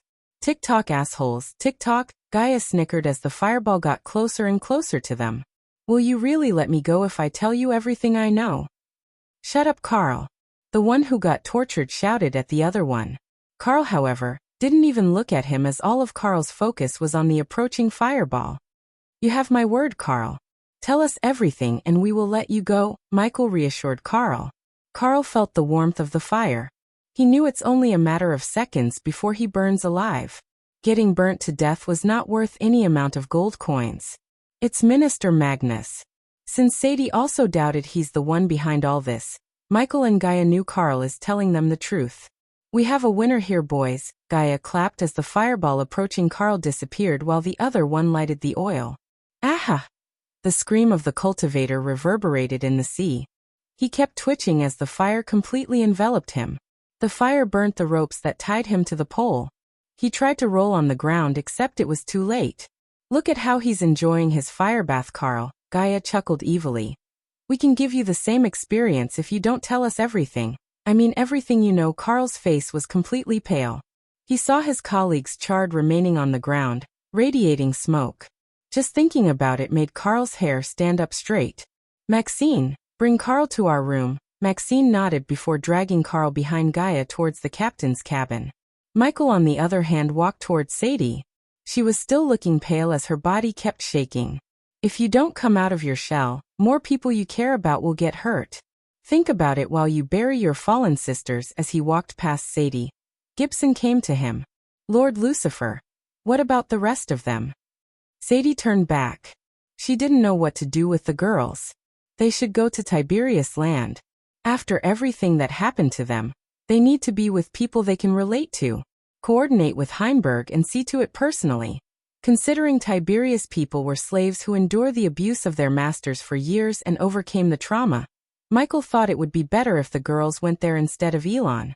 Sending them back to Elon would only make everything worse for them.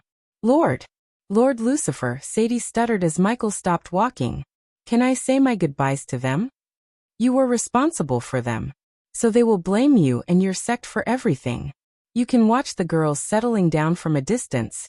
After speaking these words, Michael entered the captain's cabin. "Lord Lucifer is right, Mississippi. Those poor girls have suffered enough. You meeting them will bring back memories they must forget."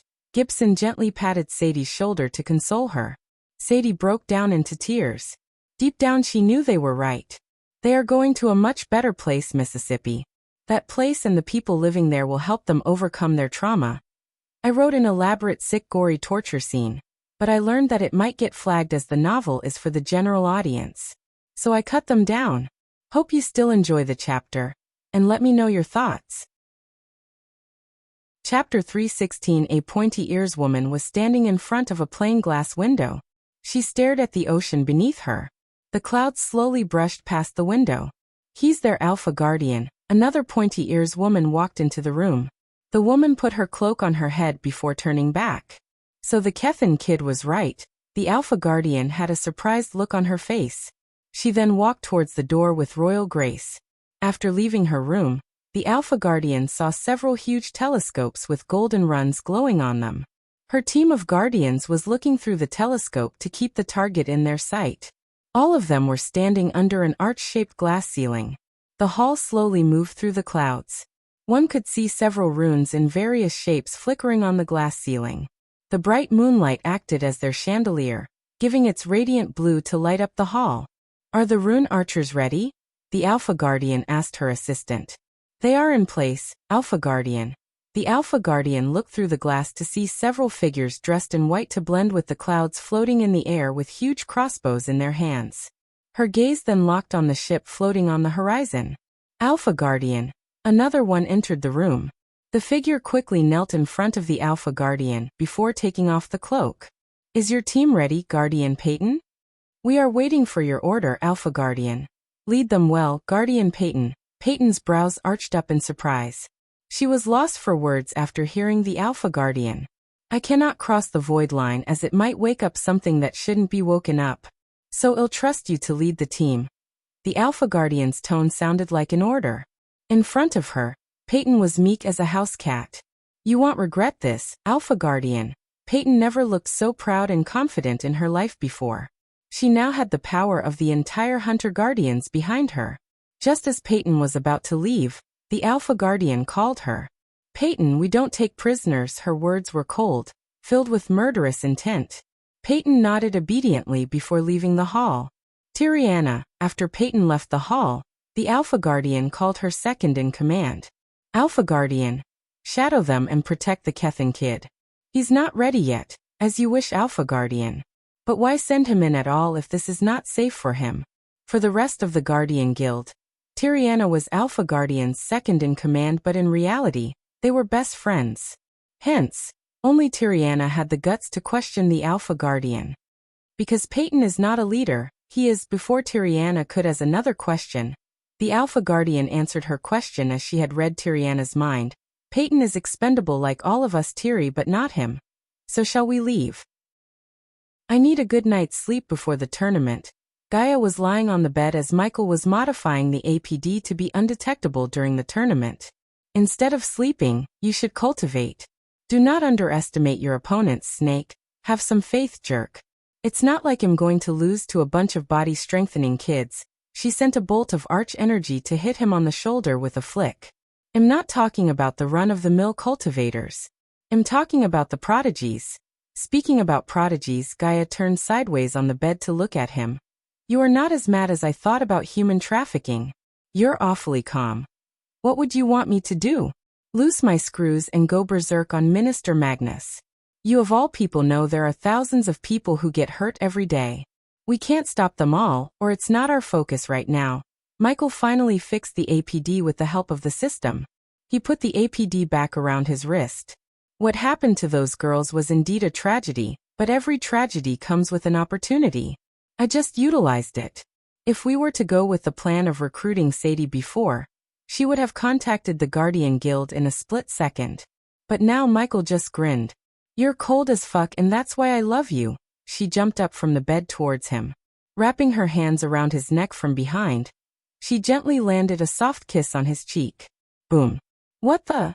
Just as she was about to reach for his lips, the entire shoe violently shook.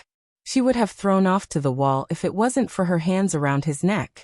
Michael's face immediately turned serious as he detected several hostiles approaching the ship from all directions. They appeared so suddenly. We are under attack. Boom. Boom. The ship shook again as the booming sound continued to reverberate. Soon, the wall behind Michael's throne was obliterated into millions of wooden splinters by a 5-meter-long purple arrow.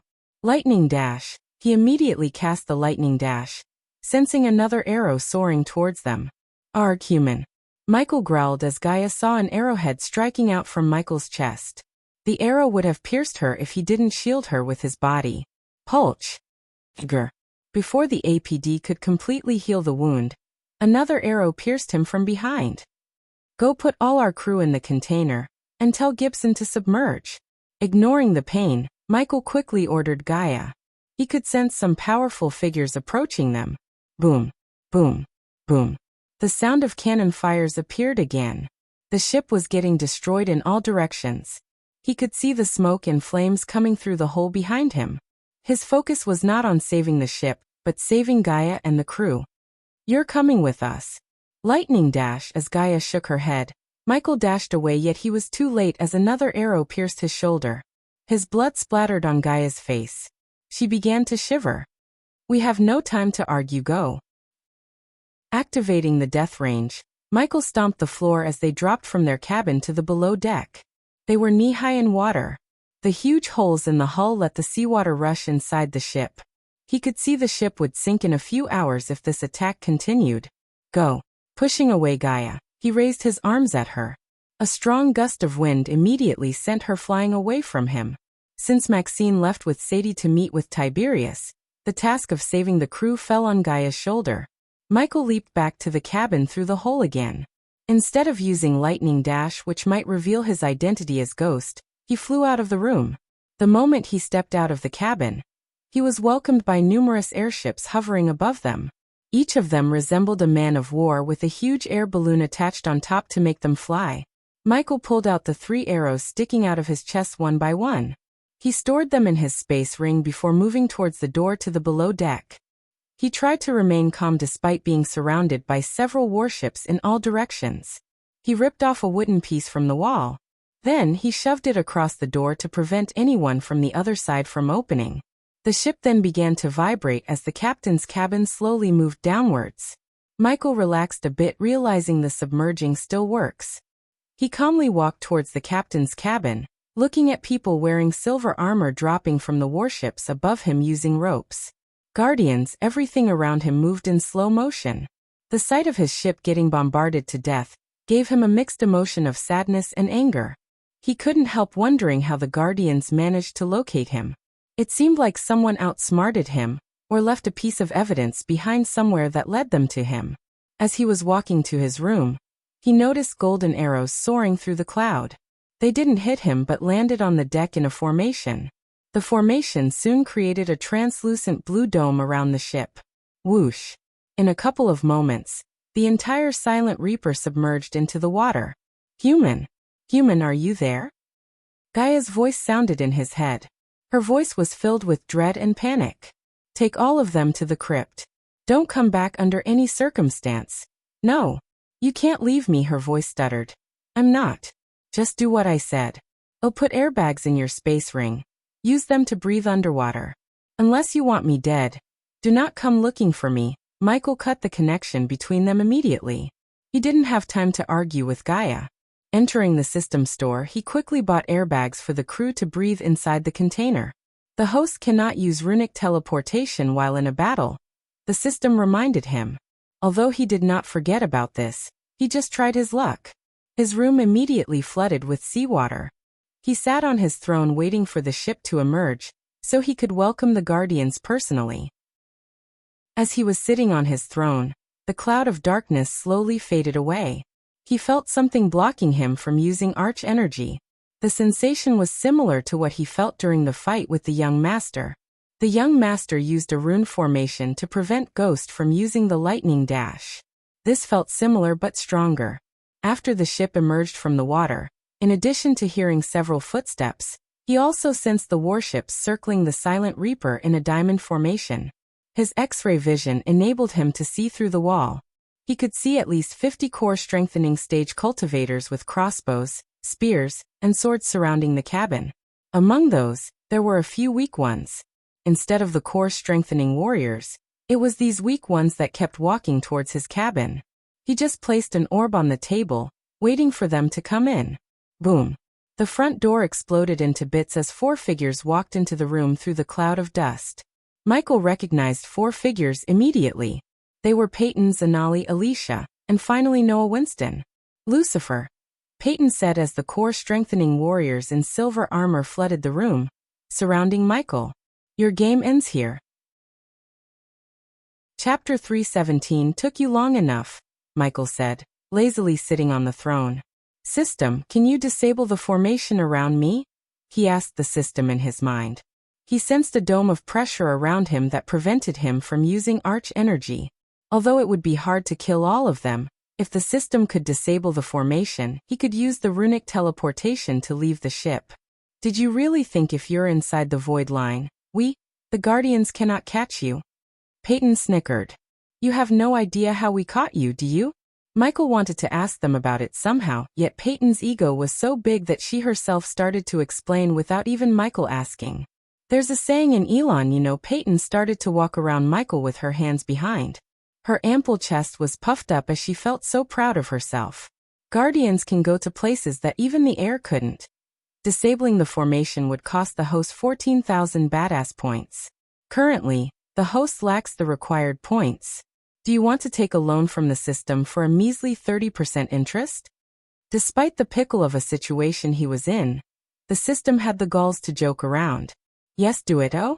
Alright then, the system sounded surprised. The system thought Michael would activate the banker function to convert the gold coins into badass points instead of taking a loan. As far as Michael was concerned, earning the required 1. 4 million gold coins was harder than earning 18,000 badass points to settle the debt. Disabling formation has begun. 600 seconds remaining. 599 seconds remaining. A grin appeared on his face behind the mask. You were too busy playing the good guy to notice a guardian hiding in the container with the Silvermoon girls. Gina Payton clapped as a girl in ravaged clothes entered the room.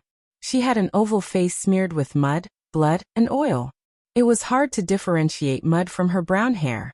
Michael looked directly into her hazel eyes before taking his eyes away from her. Michael saw this girl among the Silvermoon girls. Unlike Payton was thinking, he did anticipate a spy. That was why he kept the girls alone in a separate room, not letting any of his crew except a few. He realized that Gibson failed to count the girls before sending them to Tiberius. Good thing that he always kept his crew away from the girls, as Gina probably had not seen their faces. Without seeing their faces, the chances of capturing them in the southern continent were 0 to none. It seemed that Gina used the darkness of the room to escape Gibson's eyes. She was probably hiding in the room, communicating with the Guardians until now. So you know what happened to those girls and who was responsible?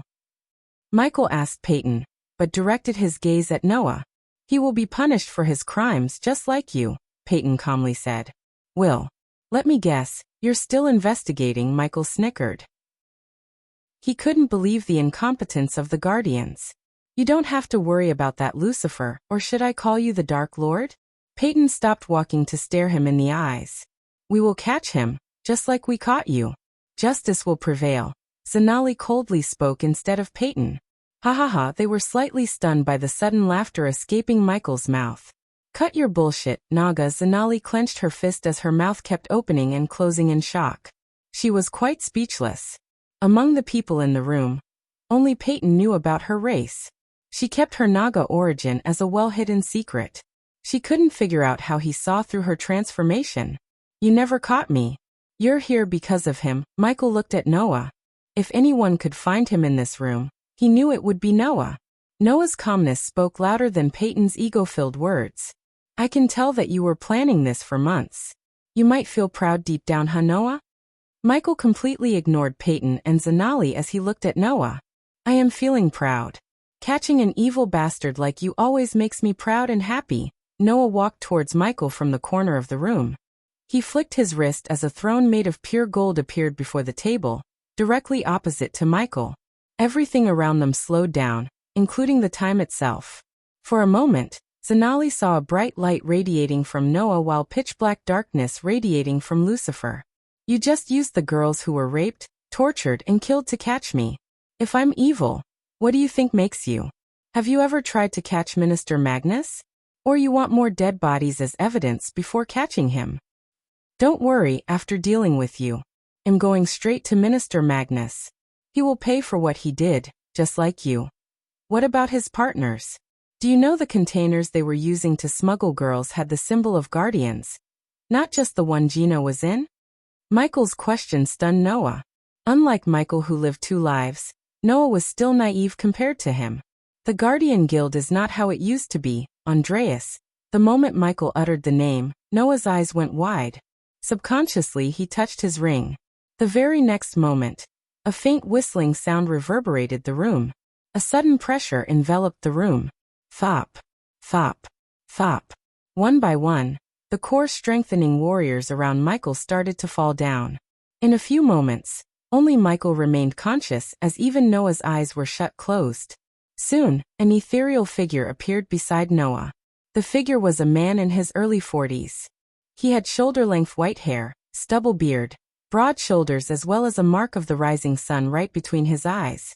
We finally meet Dark Lord, Supreme Guardian Andreas MacLeod, Michael said. When he was on the treacherous island, the sliver of soul left behind, Andreas talked about his successor. It was just a guess that Noah would be the successor. He always doubted that something weird going on with Noah, yet Michael never expected he had a ring with an OP grandpa in it.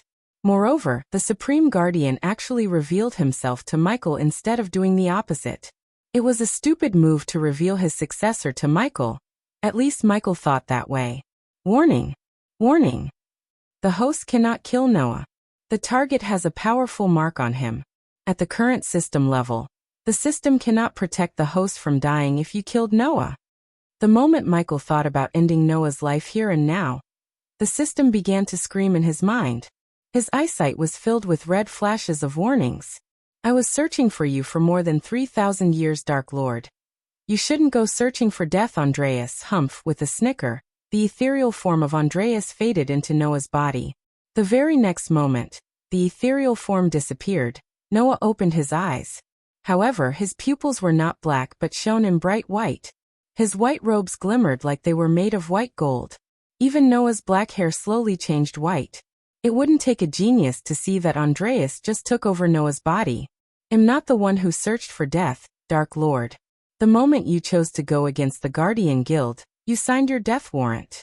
I'm glad we stopped you before you could start a war. Michael slightly leaned forward, but the Supreme Guardian flicked his wrist as numerous spikes made of celestial energy materialized around Michael, ready to skew his body. Don't even think about it. This ends now. Michael could feel any one of these spikes could end his life if Andreas wished. You were right about one thing though. The Guardians are indeed becoming idiots. They still haven't unmasked you yet. I want to see if you're really the devil or a traitor of the human race. An ethereal hand moved towards Michael's mask. I wouldn't do that if I were you. The hand stopped for a second. System. Connect the video feed of Noah's home to the orb before me. Teleporting away from the room was one of his plans. It was plan A.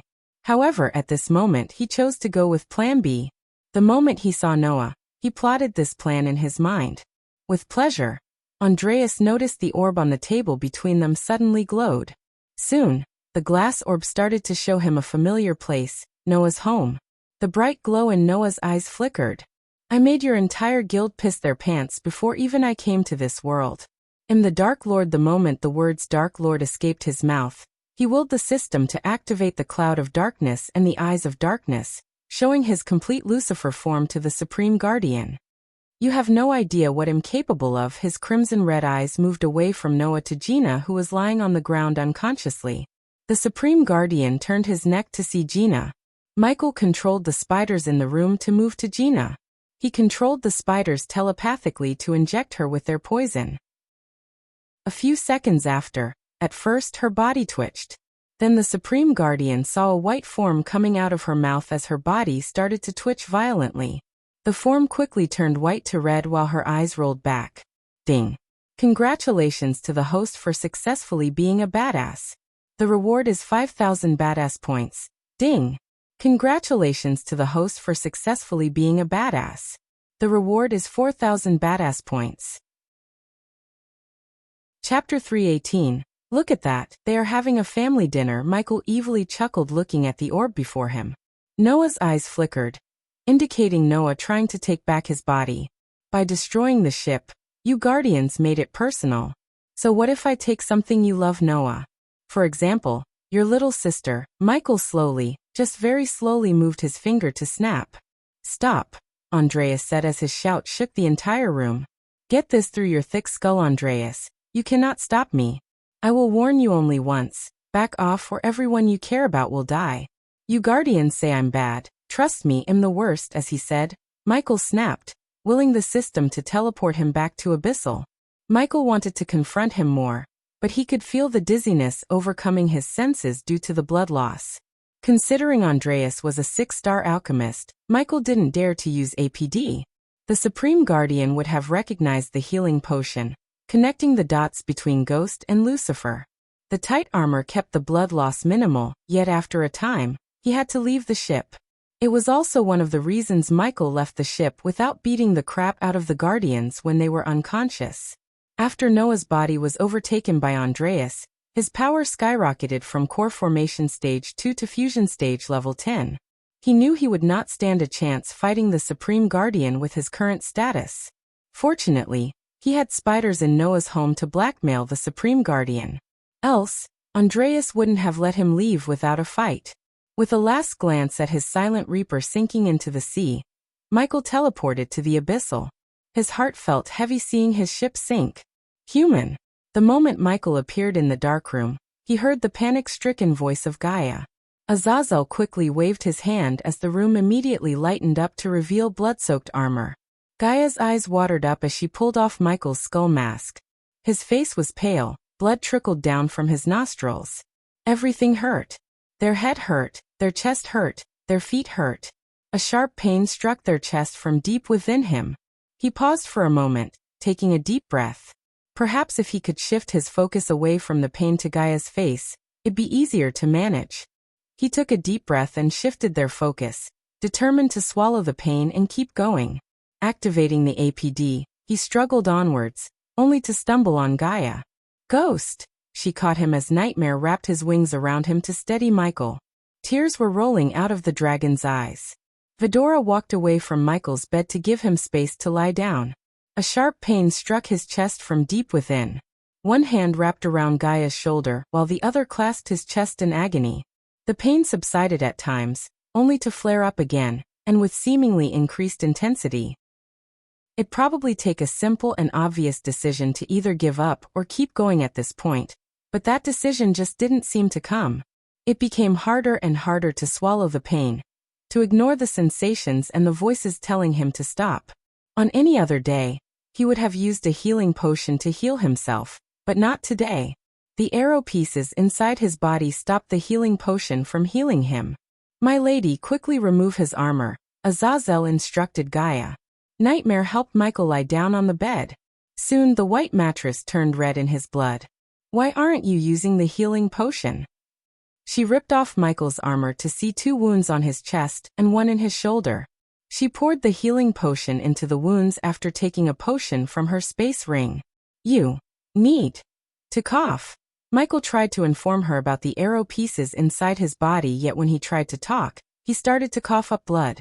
If it wasn't for the APD injecting him with a healing potion, he would have lost consciousness completely. Seeing the blood coming out of his mouth, her mind went blank. There's something preventing the healing potion from healing him. Since Nightmare could see the energy flow with his eyes, he noticed the energy coming from the healing potion getting sucked by something inside Michael. "Then you need to cut him open and get it out," Sarba said as the other 2 heads nodded. "Yes, cough." Michael coughed before clenching her hand tightly. "What? No, I can't. You have to, my lady. The rest of us don't have hands like you. He's a dying bitch. Do as we say." Ayag jumped between Michael and Gaia to shout at Gaia. Nightmare saw a dagger materialize in Michael's hand. He picked up the dagger before handing it over to Gaia. What if he died?" Gaia sobbed. She never felt her body shiver like this before. Her brain completely stopped working as the fear of losing Michael hit her to the core. "He will if you do nothing, Kane," the Blackhead said, breaking his silence. Michael quickly paid the system to light up the places in his body where the arrow pieces were stuck. Gaia was not a doctor to operate the arrow pieces out. Therefore, he helped her by lighting up the arrow pieces' locations in his body. "What's happening?" She was stunned to see the skin near the wounds radiating a golden light from within. The arrow pieces, with the help of the golden light. She saw the pieces stuck inside him. As she was moving her shaking hands towards the wounds, Michael's eyes started to close. "Lord Nightmare, keep pouring the healing potion into his mouth." Azazel flicked his wrist as the healing potions Michael kept on his workbench flew directly into Nightmare's hands. Quickly the 3 heads of Vidora pulled out the corks of the healing potions. Please don't leave me," Gaia cried. The lump in her throat prevented her from speaking loudly. Gently she placed the dagger on the wound to cut. She could feel the energy pulses coming from the broken arrow pieces. In a blink of an eye, she felt all kinds of emotions like sadness, grief, anger, and resentment. "Please hurry, my lady," Azazel rushed her. She wiped off the tears from her face. Finally, she overcame her emotions, realizing the dire situation. Her hand stopped shaking as she made the first cut. Immediately blood splashed out from the wound.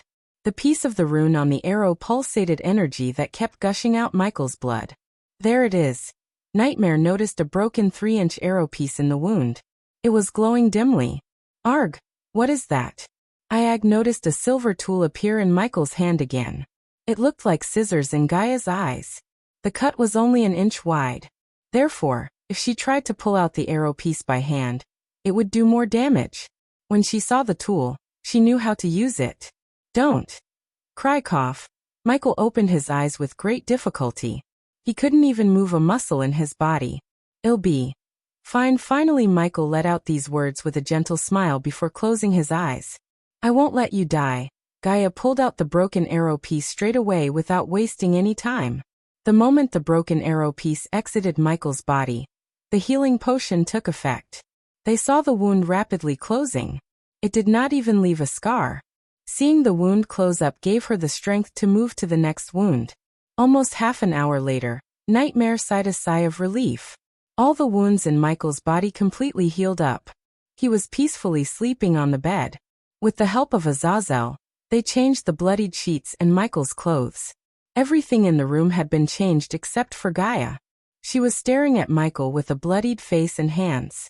No one could tell what she was thinking. She just stared at Michael in silence. I'll go something for you to eat, Nightmare said, hovering in front of her. Yes, she nodded as Nightmare left the room to go collect some fruits in the dark forest. Go make sure this place is secure, Gaia ordered Azazel, who was standing behind her. Her eyes were fixed on Michael. As you wish, my lady. After Azazel disappeared, she looked around the room. After seeing no one in the room, she made her way towards Michael's workbench. There was a hint of resolution could be seen in her eyes like never before. She sat on the chair, taking out a parchment and a quill. Tears flowed onto the parchment while she was writing. Almost after 10 minutes, she closed the parchment. Michael was oblivious to what's happening around him as he was peacefully sleeping. He did not even notice Gaia placing a parchment beside him with the earpiece he gave her. Goodbye, human, she gently kissed him on the forehead. Everything they went through flashed across Gaia's eyes. What she decided to do wasn't easy. Her heart bled just to think about her decision. For almost a year, she had never left his side. Even when he was in the nether realm or treacherous ocean, they kept in touch through the earpiece. It never felt like they were apart. Her smile on the face contained an immense amount of sadness. After kissing him again on the forehead, she left the room. Chapter 319. Arg fuck, Michael growled, slowly opening his eyes. He had completely lost of time. Everything around him was dark. He instinctively turned his head to see if Gaia was lying beside him as usual. Except, when he turned aside, a parchment rolled out from his chest. Gaia, he called out for her, looking around the room. He received no response. At first he thought she went outside. However, he felt a strange void in his heart. He picked up the parchment. Azazel, before opening the parchment, he called out for his butler. In a few mere moments, the demon butler appeared before Michael. Turned the lights on with a wave of his hand, the demon butler lit the room. Michael opened the parchment to read. Azazel noticed Michael creasing his brows. A hint of shock and sadness emerged in his eyes. Dear human, it's funny that after everything we went through, I never knew your real name. I think even if I know your name, I might continue to call you human because you were the first person who actually helped when I needed help the most. I can still remember the day I met you vividly. This past year is the happiest time of my life. If I were to die today, I'd happily greet death as the happiest girl in this world. You are the best thing that happened to me. When you were bleeding on the bed, I couldn't do anything. That feeling was worse than death. If I was only faster, stronger, I could have helped you. These words kept repeating in my mind. I don't think I can ever go through something like that again. I'd rather die than hurt you. But I must do this for both our sakes. I hope you understand how difficult it is for me to make this decision to leave your side. I'm going somewhere that I should have gone a long time ago, human. I will come back to you stronger or dead. Either way, I will come back to you. Please don't come searching for me, unless you want me dead. I didn't have the courage to say this to your eyes. That's why I'm leaving you with this letter. I hope you find it in your heart to forgive me. Look after Nightmare and Vidora for me. I love you and I will love you till the end of time. Gaia Ashton. I hope the gods bless me to change Ashton to your name, human. Michael felt a lump in his throat after reading the letter. When he finished reading the last word, a drop of tears rolled out of his eyes without his control. My lord, Azazel called out as he had no idea what's on the letter, or what made Michael act this way. Her words hurt him more than the arrows did. System. The system's level is too low to track her location without the earpiece host. Besides, there are some places in this world that trying to track her down would backfire and kill her. His heartbeat slowly raised to the point the veins in his eyes popped, making his eyes redder and redder. It became extremely hard to control his anger towards the Guardians. If it wasn't for them, she wouldn't have left him. At this moment he felt weak and helpless. He couldn't even imagine losing her, especially when he was planning to propose to her. He slowly walked towards the monitoring mirrors on the wall. One of the mirrors had no footage as it reflected Michael's body. Boom. Michael punched the mirror as it exploded into thousands of tiny pieces. His punch formed a fist-shaped hole in the wall. He did not use any spell or skill, just punched the wall with pure anger. Blood trickled out of the cuts and scratches on his fist. My lord, Azazel immediately waved his hand as a healing potion flew from the work table to heal his wound. What's that sound? Nightmare flew into the room to see Michael standing in front of a broken mirror. He noticed the bloodied parchment in Ghost's hand. Ghosty, you're awake. What happened? Michael threw the parchment to Nightmare as he caught it with his hands in the midair. Nightmare opened the parchment that had dots of Michael's blood soaked in to read while hovering in the air. What the hell? Nightmare sighed. He noticed something was wrong after Gaia finished taking out the broken arrow pieces. She was awfully silent after Michael had been healed. Nightmare never thought she would actually decide to leave them. Ghosty, Nightmare threw the parchment on the bed before flying to Michael's side. He put his hand on Michael's shoulder to console him. Why did she leave? Michael turned his gaze to look at Nightmare. She had to. Ghosty. Nightmare's answer surprised Michael. She was powerless to do anything when you were in trouble. She was powerless to save you when you were bleeding on the bed, moments away from dying. Just imagine yourself in her shoes. Imagine what she went through. Wouldn't you go searching for something that will make you stronger, so you won't feel powerless? I'm not saying leaving us was the right choice. I'm saying I don't blame her. And you shouldn't do. Michael clenched his fist again. I don't blame anyone but the Guardians, as he said. He walked towards the workbench. He clenched the table tightly. Until now, I just wanted the Guardians out of my way. Moving forward, I'll destroy everything Andreas built, piece by piece. When I'm done with the Guardians, there won't be anything left. New goal added. The moment he took a resolution to destroy the guild once and for all, he heard a system notification in his mind. Where has she gone? His anger towards Guardians quickly faded away when his eyes landed on the room's corner, where his robes were hanging on the wall. His black robes brought back a sweet memory from a few days ago in front of his eyes. Few days ago. Morning. Michael slowly opened his eyes. He held the bed sheets tightly as he curled under the thick quilt. When his sleepy vision cleared, he saw Gaia sitting beside him. Instead of greeting him with some snarky comments, she was fully focused on the task at hand. She wasn't even blinking as her tongue stuck out above her cherry upper lip, almost brushing the tip of her nose. The moment he saw what's in her hand, his sleepiness instantly disappeared. Hey, what the hell are you doing to my clothes? He threw the quilt aside to stand up. What does it look like? She said without taking her eyes from Michael's long black trench coat. I'm putting on embroidery. It's gonna look so cool when I'm done. Michael craned his neck to see his trench coat. There was an unknown shape that looked like a baby of a circle and a square. What is that? A kidney or something? Wait, that looks like a circle with a stick in it. Only then she took her gaze away from his trench coat. She turned her murderous gaze at him. It's a G, you blind asshole. Ha ha ha ha, G? Who taught you embodiment? Michael burst into laughter, making her madder and madder. She would look extremely cute when she's mad. He couldn't help pinching her soft cheeks while wrapping her with his arms. There was the hug of gentle arms that still gives the space to breathe. Then there was the hug of strong arms that tells everything, your body, brain, and soul, that they are with you. She loved both, the duvets and the human shields, each had their time. The way he hugged her at the moment was a hybrid of both hugs. His embrace was strong yet gentle, filled with love and care. She was unable to stay mad at him under his passionate hug. G for Ghost or Gaia. Just like in our cards, G for Ghost for others, but it really stands for Gaia. This way, she lifted his trench coat to show him her rather unique-looking G. I'll always be closer to your heart. I prefer the real thing. His hug tightened as he smooched her cheek before landing a soft kiss on her soft, rosy cheek. Did you put this embroidery on your clothes? She bit her tongue, slowly wiggling herself out of his embrace. She went to the edge of the bed. He saw a foxy smile emerge on her face. I didn't want to spoil my clothes. She quickly started to run after saying these words. I knew it. Stop. Their laughter reverberated the walls of the abyssal. Their happiness lit up this dark place. Michael put on his clothes to leave Abyssal. This place never felt like home without Gaia around. He gently tapped the embodiment on his chest, reminiscing the moments with her in his mind.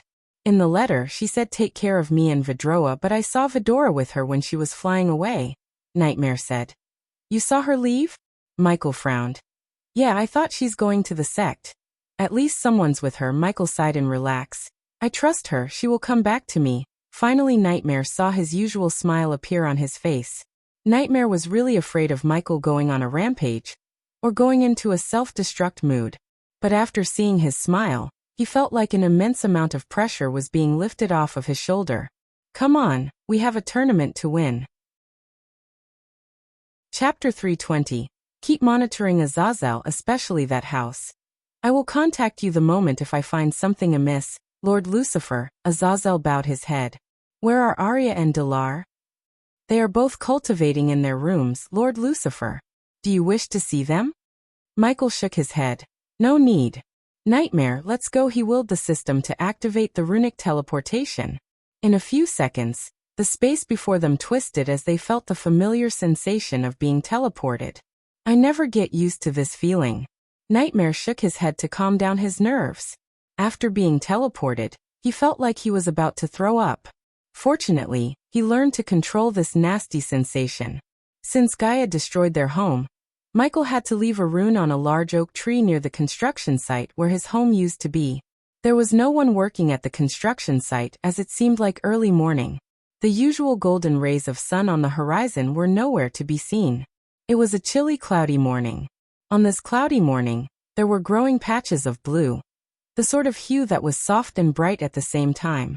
Though beneath the sheet of cloud was a gray that deepens to steel, the leading edge is a brilliant white, as if it were the pages of a new book ready for any curious eye. So, on this day that could bring rain or sunshine, he hoped for heavy rain because rain plus hot coffee always calmed his soul.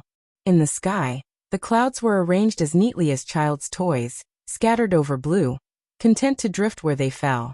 The morning sun had the potential to bring a day as hot as yesterday, but those wonderful puffs of white radiated it back out into space.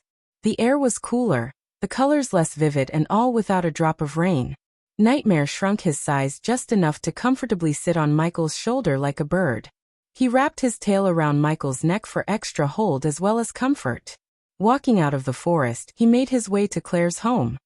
Good morning, Brother Ghost. Good morning, Nightmare. Michael's home was located near a green lush forest at the far end of the sect. It was rather a solitary place, just like Michael's preference. Plus, it was built on a small hill, so he had to walk the stairs to reach Claire's mansion. While climbing down the hill, he met several disciples in black uniform who greeted them with the utmost respect in their eyes. Besides the disciples, the hill, the surrounding areas, and the staircase were filled with flagpoles. They hadn't hoisted the flags yet, but it seemed like the disciples were planning a huge celebration before the tournament.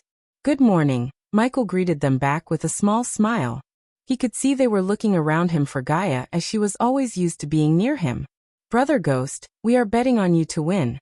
The whole sect will be there. Make us proud, Brother Ghost. The disciples were extremely excited. They were brimming with smiles. Michael just nodded to their requests along the way to Claire's mansion. After reaching the most populated area of their sect where the most buildings were, in addition to a long line of carriages hooked to 2 to 4 horses, he saw several fancy carriages with Pegasi in front. 1, 2, 3 and he saw Ricky in the distance counting the carriages one by one. He had parchment and a quill in his hand as he marked something on the parchment every time he counted a carriage. Young Master Ghost, look, it's a dragon, such a majestic creature. Greetings, Young Master Ghost. Along the way to Ricky, Michael was greeted by several men of various ages. They were the owners or the drivers of the carriages. They all bowed their heads slightly to show their respect to the youngest 5-star alchemist of Elon. Oh, Master Ghost, Welcome back. Ricky stopped counting the carriages to greet Michael. What's going on here? Michael asked. Sect leader Claire hired these carriages for the disciples and the elders, Master Ghost. We are all coming to witness you and Sister Elia kick ass and take the championships. As Ricky speaks with excitement, his eyes searched behind Michael to locate Gaia. Is everyone coming to Royal Land? You betcha, Master Ghost. Oh, Ricky seemed like he had a sudden realization. Lord Christopher is staying behind, I think. Where is Daniel? With Lady Raylene. Today they are starting to cultivate the lands near River Town. Ricky's eyes sparkled in delight as he was born in River Town. If the River Town was getting developed into a bustling city, his family would have an even better life. With the salary he was getting from Ghost, Ricky's family had already become one of the wealthiest families in the River Town. Ricky was not a selfish person. Hence, he wanted the entire River Town to become a rich city. Carry on. Michael gave a pat on his back before resuming his journey to Claire's manor. See you later, Nightmare. You too, Ricky. Nightmare waved his hand while lying on Michael's shoulder. The duo continued to get greetings from the carriage's drivers and owners. When Michael came to Claire's manor, he saw several youngsters in rather raggedy clothes waiting in line before Claire's manor. Hey look, it's Ghost. Shoo, don't let him hear you. Ya call him Brother Ghost like the others. It didn't take a genius to see they were waiting to join the sect. They were pretty nervous. Welcome to the Sunrise Sect, my fellow brothers and sisters. A few words from Michael made them shudder in shock. Soon their nervousness transformed into unending delight. Their eyes sparkled. Although he knew Claire was interviewing them, he wanted these poor kids to relax as Claire never rejected anyone. If Michael was not a genius in alchemy, he would have urged them to come up with a screening process to filter the youngsters according to their talent. Since was a genius, he could provide them with potions and pills to make any mediocre youngster a genius. At the moment, the sect needed numbers the most if they were to become the best and the biggest in Elon. Moreover, they never expected a famous legend like him to actually talk to them instead of ignoring them. Most of their families spent fearing the nobles while developing an inferiority complex. Therefore, when he talked to them, many couldn't believe what was happening as their minds went blank. We'll talk later. Again, welcome to the Sunrise Sect. Michael patted a few youngsters who were standing in front of their shoulders. He then walked into Claire's manor, leaving the youngsters flabbergasted with his presence. Ding. Congratulations to the host for successfully being a badass. The reward is 200 badass points. Ding. Congratulations to the host for successfully being a badass. The reward is 300 badass points. Just interacting with the newbies provided him with almost 3,000 badass points. He didn't talk to them for badass points, he did because that felt right at the moment. Entering Claire's manor, he made his way to the hall where he saw Elder Sandra and Elder Reiner conducting the interview. Elder Sandra nodded when she saw him while Elder Reiner waved at him with a wide grin on his face. The young girl who was being interviewed kept staring at him with her mouth wide open. In her eyes, he was the most handsome guy she had ever seen. Sect leader Claire is in the West study room. Thank you. Elder Michael didn't linger around to raise the young girl's heartbeat. Go straight and take the next right. Nightmare guided Michael to the study room. This mansion of Claire had a total of 8 rooms, not including the 2 rooms for the indoor garden. Nightmare spent most of his time with Claire when he was not with Michael. Therefore, he knew the house like the back of his hand. Through the brightly lit corridor, he reached the study room to be welcomed by a rather odd-looking room. In his mind, after hearing the word study room, he imagined the room to have dull-looking paint, several book racks filled with books, scrolls as well as large tables. At that moment, he felt like he entered the Barbie world. The walls were painted with a subtle pink paint that was neither too bright nor too dull. There was a single bed on the corner with 2 4-feet flower vases on each side. In the center of the room he saw a round table. Even the book racks were painted in pinkish color. Several books were neatly stacked on top of each other on the table. Claire was reading a book while Olivia was writing something on a parchment. Teacher.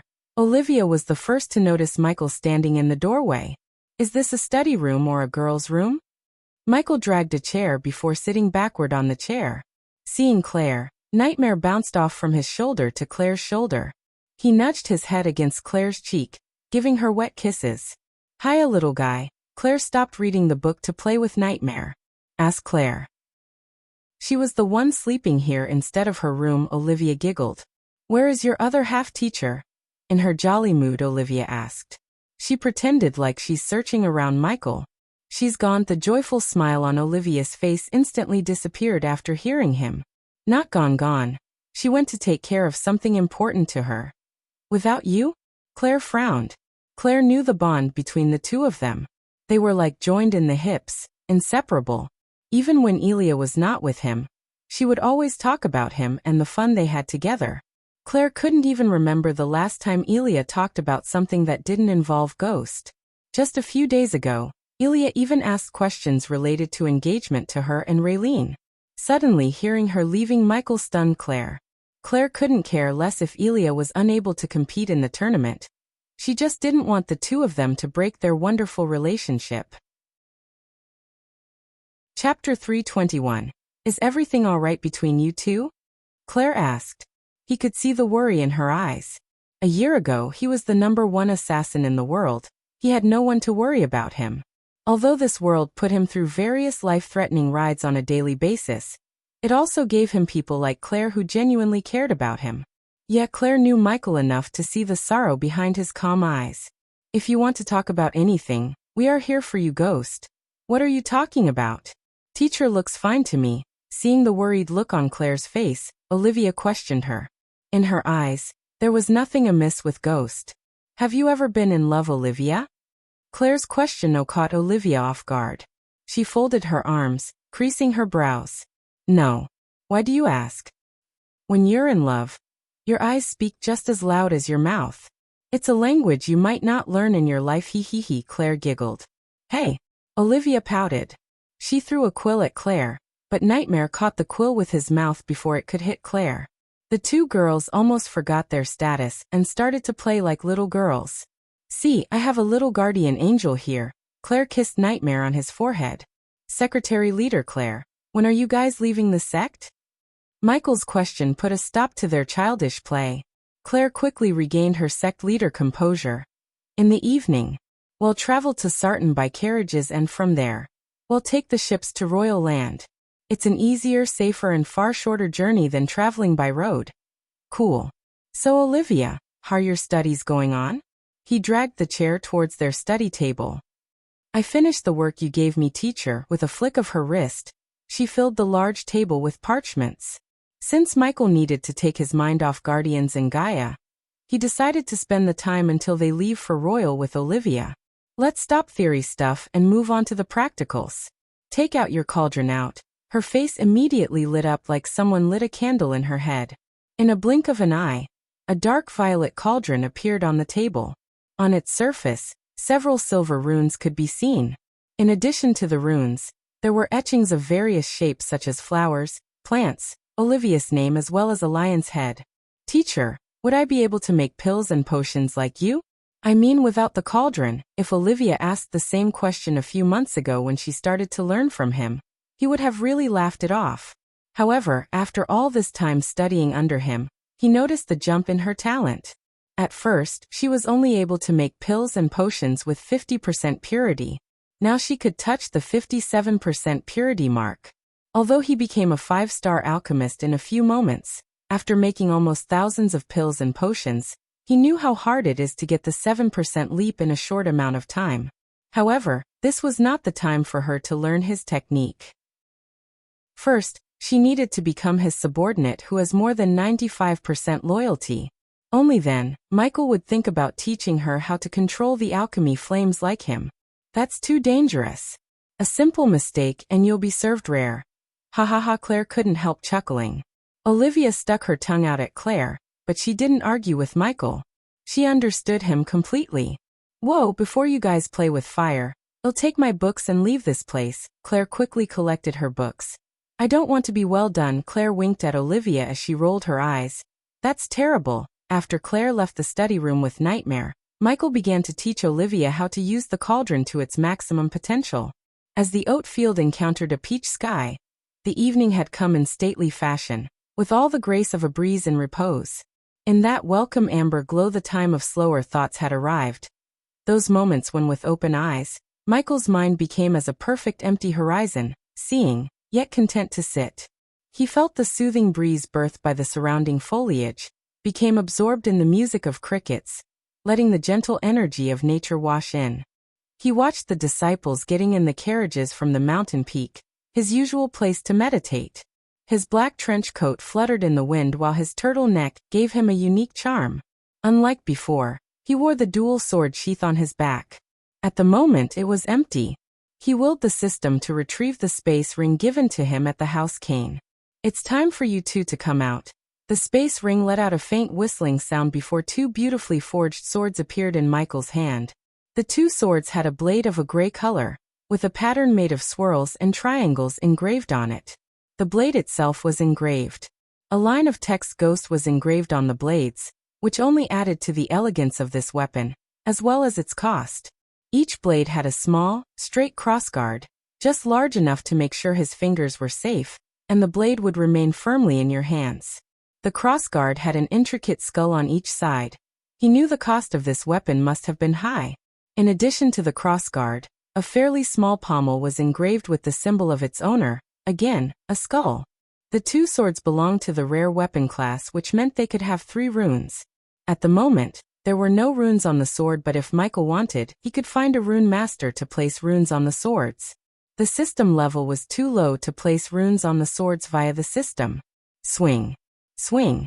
Michael tossed the sword in the air, as they both dramatically flew down straight into his sheaths. That was cool. Even the system was impressive. He reached sword mastery to the point the swords felt like they were part of him. I know, with a swift leap, he jumped off from the cliff. In the mid-air, he activated the lightning dash to fly towards the sect. Within a few blinks of an eye, he came to the pathway where the carriages were waiting to depart. The disciples were entering the carriages one by one without causing a ruckus. Many among the disciples painted their faces to resemble a skull, while many female disciples had the letter G written on their faces using a black dye. The moment they saw Michael land at the pathway's start, they started to cheer, screaming his name out loud. "Ghost! Ghost! Ghost! Ing! Congratulations to the host for successfully being a badass. The reward is 200 badass points. Ding! Congratulations to the host for successfully being a badass. The reward is 300 badass points. Ding! Congratulations to the host for successfully being a badass. The reward is 600 badass points. Ding! Congratulations to the host for successfully being a badass. The reward is 700 badass points. Michael was overwhelmed by their support. It was as he was a famous sportsman who entered the arena filled with his die-hard fans. Cast a spell. Someone among the disciples had the courage to shout out for a spell. Cast a spell. Cast a spell. Soon they all started to demand in unison. What the heck, Ignitia? Michael raised his 2 hands clasping towards the sky. With an electric noise, the golden cracks of lightning danced around his entire arm before shooting to the sky as a thick bolt of lightning. The light produced by the lightning bolt brightened up the pathway. It was like a beacon, screaming Michael's location. The badass points reigned as he almost earned yet another 6,000 points by just casting a spell. It was cool to show off, but he didn't want to waste his energy before the tournament. Therefore, with a swift jump he leaped into the air. Ricky was waiting for Michael near the last carriage in the line. His carriage was hooked to 4 horses. As Michael preferred, Ricky chose the fanciest and the most comfortable carriage in Bradford. It cost him extra 60 gold coins to paint it in black. "Master Ghost, shall we go?" Ricky asked. Even Ricky painted his face to resemble a skull, so he could show his support to Ghost. Ricky would have painted an A for Elia on his forehead if Claire didn't announce that Elia is not participating in the tournament for personal reasons. "Where's Nightmare?" "Oh, he's traveling with sect leader Claire, Olivia and little Cindy." Cool. Michael didn't mind Nightmare travel with them. He loved the silence anyways. Michael opened up the carriage to see red cushioned seats with a small graceful round table in the middle for Michael to dine on. An elegant cup and soccer set was on the table, with a pot full of coffee made by Raylene herself. Coupled with the carriage's lavender scent and the coffee fragrance, the carriage put a smile on his face. "Do you like it, Master Ghost?" Ricky was slightly nervous, but when Michael nodded with a smile he felt relieved. "Let's go."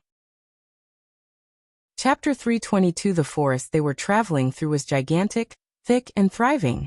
Its canopy was rained by crabapple, ash, and rhododendron. Enough light shimmered through their crowns for a medley of herbs to take advantage of the rich grounds below. Curling creepers suspended from many trees, and a potpourri of flowers which blossomed brightly, adorned the otherwise amber terrain.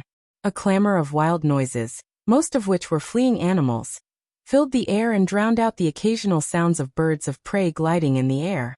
Inside the carriages, Michael was calmly sipping his coffee. "Where are you, Snake?"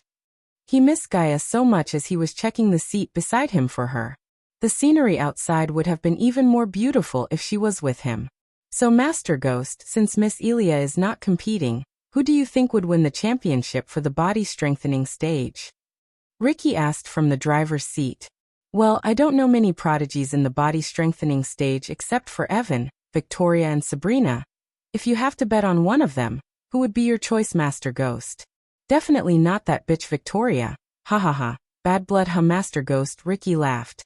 It felt like it was yesterday Michael Spartan kicked Victoria off the stage. Within a year of time, he had gone from a lowly foundation stage cultivator to core formation stage warrior. If it wasn't for the tournament's rule for not letting anyone above the core formation stage participate, he would have a breakthrough to the core strengthening stage. Compared to the badass points he could earn fighting the tournament, reaching the next stage wasn't just as important for the time being. "Master Ghost, I heard the princess and the king of Breedia coming to watch the tournament." Michael could feel the excitement in his heart through his voice. "Princess, huh?" To be honest, even Michael felt a little curious to see a princess in real life. It was hard to believe Gaia is a princess, as she was the last person one would expect to be a princess. She was a rather unique girl compared to many in this world. She would do whatever she likes, speak whatever she wants, and more than anything, she helped him instead of being a trouble magnet. "Have you ever met a princess before, Master Ghost?" Kind of. Michael couldn't help imagining Gaia in a pink Barbie princess dress with a star wand in her eyes. He chuckled inside. "I haven't. Is it true that princesses eat gold shavings to enrich their hair, and their hair is worth a ton of coins? Are there any princesses without golden hair?" Ricky barraged Michael with questions that sounded ridiculous, yet Michael enjoyed their little chat, until something showed up in his environmental scanning map. "I'm pretty sure there are princesses with a hair color other than golden, Ricky. Will their hair go for a ton of coins? Do you have a hair fetish or something?" Ricky scratched the back of his hand with an embarrassed look on his face. They continued to ride through the dark forest. He gazed at the starry sky through the windows. The bright friends of the moon and their pattern that seemed so fixed yet ever-changing, distant lights to call his heart, to remind him of the conversation he had with Gaia. "On. Why are you up?" Michael yawned, opening his eyes to see Gaia staring at the night sky. They were camping out on the mountain peak, as they felt like sleeping under the sky. "I was wondering how many stars are there." She was sitting on the ground while her hands wrapped around her knees. "Are you really asking me that in the middle of the night? Just come here." Michael pulled her down by her waist with one swoop. "You know, if we ever leave each other's side for some reason, we can look at the moon and know that the other is looking at the same moon."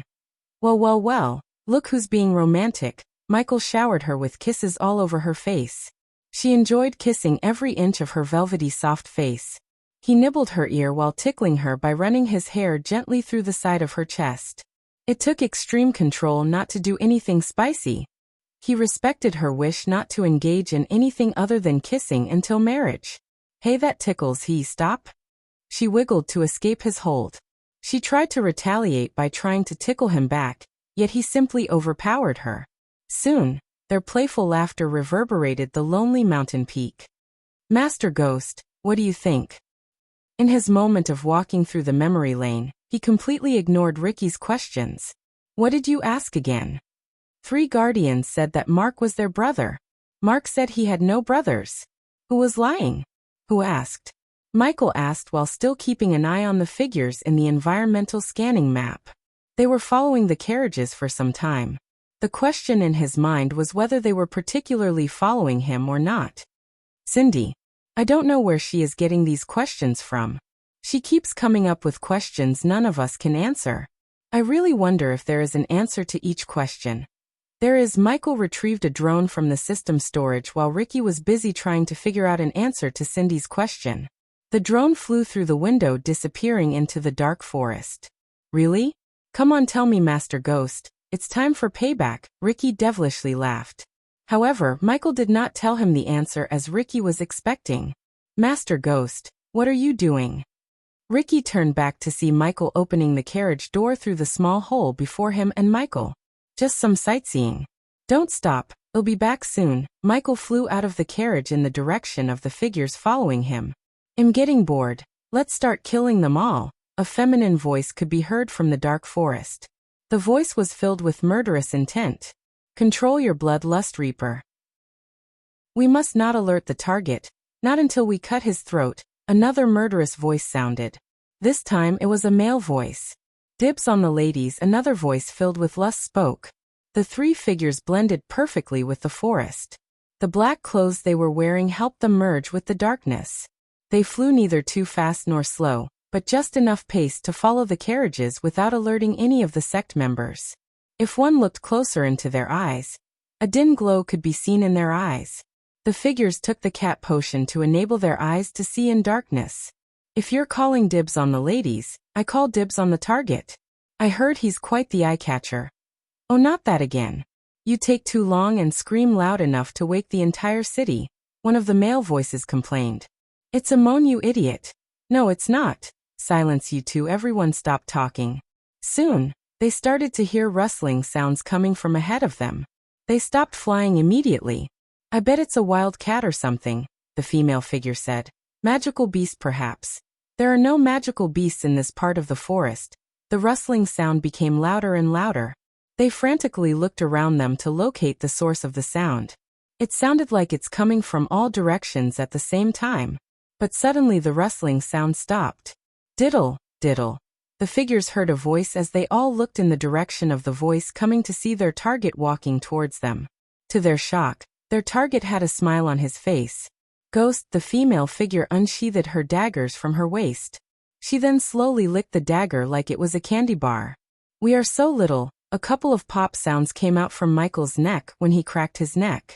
Isn't this face-to-face better than following me from a distance? Because of the wolf masks they were wearing, Michael couldn't see the surprised look on their faces. You guys aren't bad. It's just I'm better. In fact, I'm the best at what you do. His words immediately kindled the killing intent hidden within the figures. They gradually formed a triangle around Michael. The two male figures stood before Michael while the female stood behind him. Now I see why someone put a $500,000 contract on your head.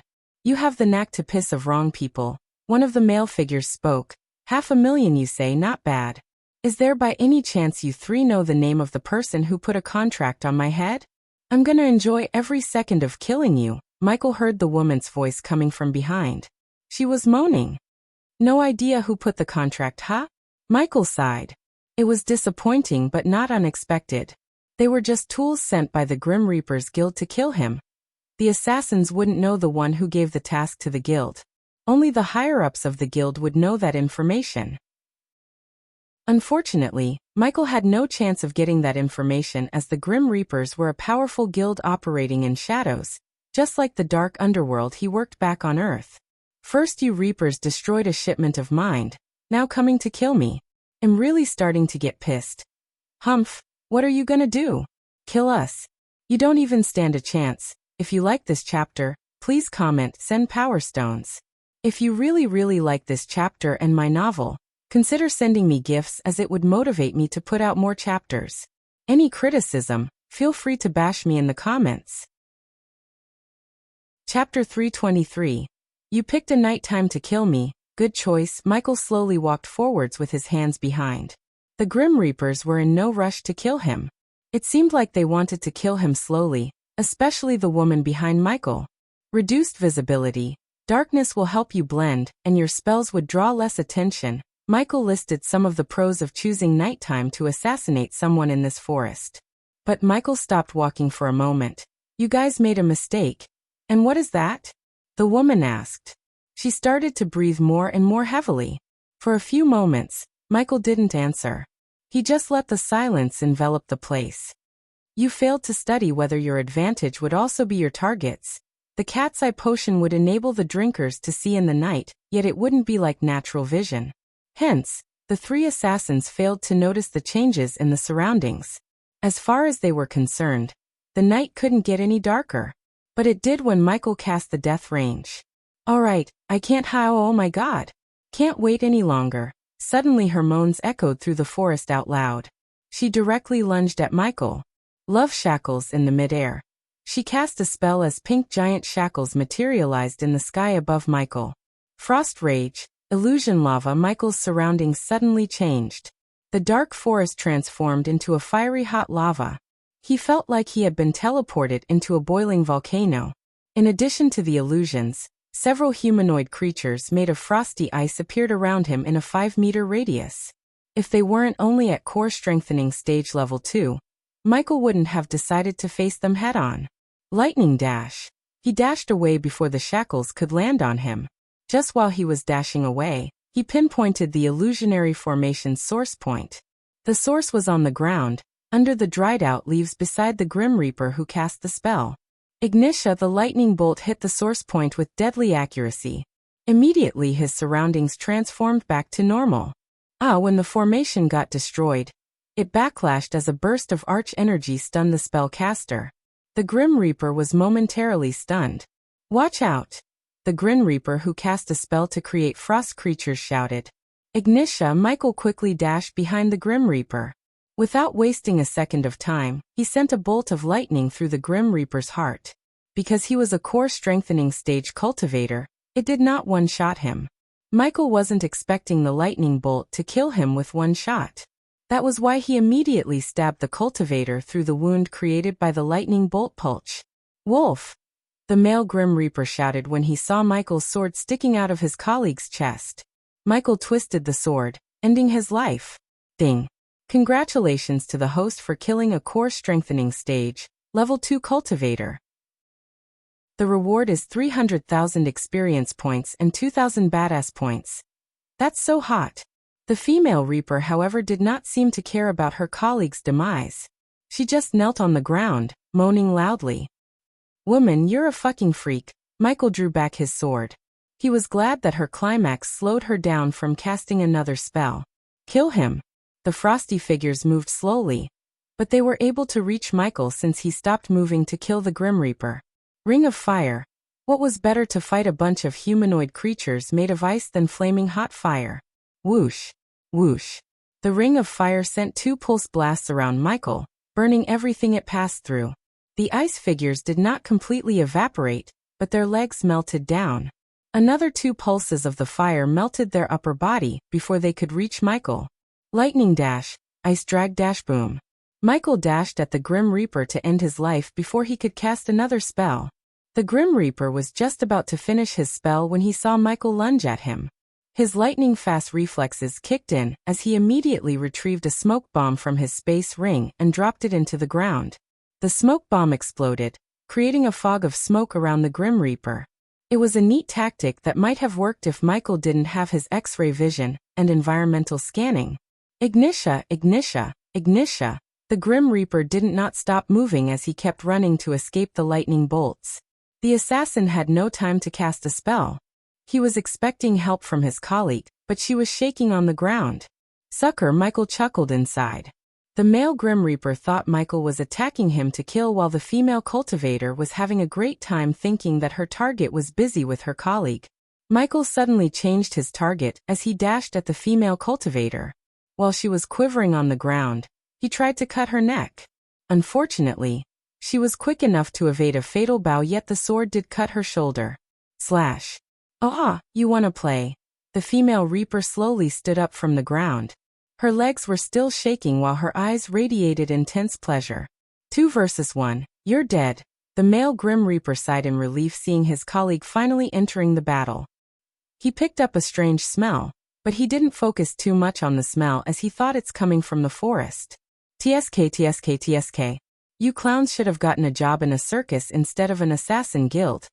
Now that's hurtful. Finally the female Reaper's voice showed some murderous intent instead of freaky moaning intent. 4-3. The 2 cultivators were confused when they heard Michael start counting. 2-1, I'm gonna. Cough. Ah, what's happening? Just after taking a few steps towards Michael, the female Reaper started to cough. Behind the masks, their faces slowly turned pale. Their bodies shivered, not in pleasure, their bodies shivered in fear. The female Grim Reaper couldn't feel her muscles. It was because Michael smeared paralyzing poison on his swords. He really aimed for her throat to kill her instantly, but as usual, he wanted to have a backup plan if she evaded his attack. His backup plan worked. The fear toxin finally showed its effect. The Grim Reaper's deepest fears took hold of their minds. Michael clapped his hands together towards the female Grim Reaper. Golden lightning cracks danced around Michael's hands. The sound of electricity crackles became louder and louder while the light radiated by the lightning cracks was so bright that it looked like someone put a light in the middle of them. Boom. Michael used half of his arch energy to power up the lightning bolt. The thick bolt of lightning soared through the air. When the lightning bolt met its target, it didn't go through her but destroyed half of her body. She stood there bloodied. Half of her body was gone. Blood splashed from her body while skin slowly peeled off of her. Even the bones were charred as they were visible to the naked eyes. She clung to her life but she was not in shape to fight. Finally, she fell to the ground. What happened to her didn't horrify the other Reaper, as he had seen gory things like this in the past. But what terrified him more other than the fear toxin in his body was the fact that his colleagues were murdered by Core Formation Stage Warrior. They planned everything perfectly, yet nothing went according to the plan from the beginning. To this moment, they had no idea how he found them, how he was this strong and fast, what was the sudden fear they felt. Chameleon attack. While the female Reaper was twitching in the ground, the other one screamed looking into the dark forest behind Michael. Any moment from now, the Grim Reaper expects their fourth member, also known as their Plan B, jump out of the darkness to plunge a dagger into their target's chest from behind. His name was Chameleon, huh? The Grim Reaper's heart skipped a beat. He mumbled. It was taking everything in him to fight off the sudden fear in his heart. Hence, he hoped Chameleon would kill Michael, ending their battle. I killed him. The moment Michael completed his diddle-diddle, Chameleon lost his life due to blood loss. When Michael first noticed he was being followed, he saw not 3 but 4 hostiles in his environmental scanning map. The fourth one, however, did not travel with the 3 of them. He traveled alone, keeping his distance from the trio. Since he was alone, Michael took care of him first by stealth killing him. The Chameleon was completely caught off guard. Michael quickly stabbed his throat a couple of times to silence him first. Then he broke Chameleon's neck using his full strength, which was boosted by death range. The Grim Reaper saw a bloodied lizard mask appear in Ghost's hand. Although it was bloody, he was sure that the mask belonged to the Chameleon. Michael threw the bloody mask near the bloody corpse of the female Grim Reaper. Ignitia. Michael knew the lightning bolt would hit its target without a problem because the Grim Reaper's courage to fight was broken. The fear toxin was still affecting his mind, and the sight of his 3 dead colleagues ripped off any fighting spirit he had left in his heart. Even if the Grim Reaper tried to escape, Michael could take his full Lucifer form, which would boost his power to core strengthening stage level 4 and kill him. Ignitia, lightning dash. He fired another bolt of lightning after the first one hit. The very next moment, he activated the lightning dash to close the distance between them. The Grim Reaper's instincts made him conjure another defensive spell, but the distance was too short, and Michael was too fast. He closed the gap between them before plunging his sword straight into the Grim Reaper's throat. Ding! Congratulations to the host for killing a core strengthening stage, level 2 cultivator. The reward is 300,000 experience points and 3,000 badass points. Ding! Congratulations to the host for killing a core strengthening stage, level 2 cultivator. The reward is 300,000 experience points and 3,000 badass points. If you like this chapter, please comment, send power stones. If you really like this chapter and my novel, consider sending me gifts as it would motivate me to put out more chapters. Any criticism, feel free to bash me in the comments. Chapter 324. Whoa! Ricky felt a sudden bump while driving the carriage. He heard the carriage door opening. Turning his head, he saw Ghost entering the carriage. Master Ghost, how's your sightseeing? Ricky was not a genius, but he was not stupid either. It was obvious to him that Ghost went to take care of something important. As for what, Ricky didn't want to know. However, Ricky smelled a sweet scent that was neither too strong nor too light. It was just enough for Ricky to take a deep breath and smile. Besides, when Ricky turned back to look at Ghost, in the light produced by the small orb of light inside the carriage, Ghost seemed refreshed, as he had just taken a bath. Michael willed the system to equip his nightdress, which was gray sweatpants and a black tank top. It was pleasant until I had to kill a few rats. Michael laid down on the cushion. After spending almost all of his arch energy, he was pretty tired. Wake me up when we reach Sarton. Michael closed his eyes. Yes, Master Ghost. The curtains inside the carriage added an orange glow to the morning light. Every morning a perfect sunrise. It somehow reminded Michael of the times he slept in a beach hut, watching the ocean emerge under the golden shimmer. For a moment his mind conjured the rhythmic waves, soft on the sandy shore, and felt his heartbeat at the same slow pace. He breathed in deeply. A new day has begun.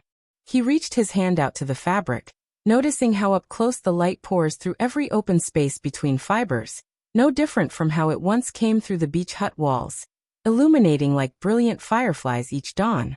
The material was warm beneath his fingers, and when the sun flooded the carriage, painting the colors anew, he felt a little of those golden rays soak into his skin.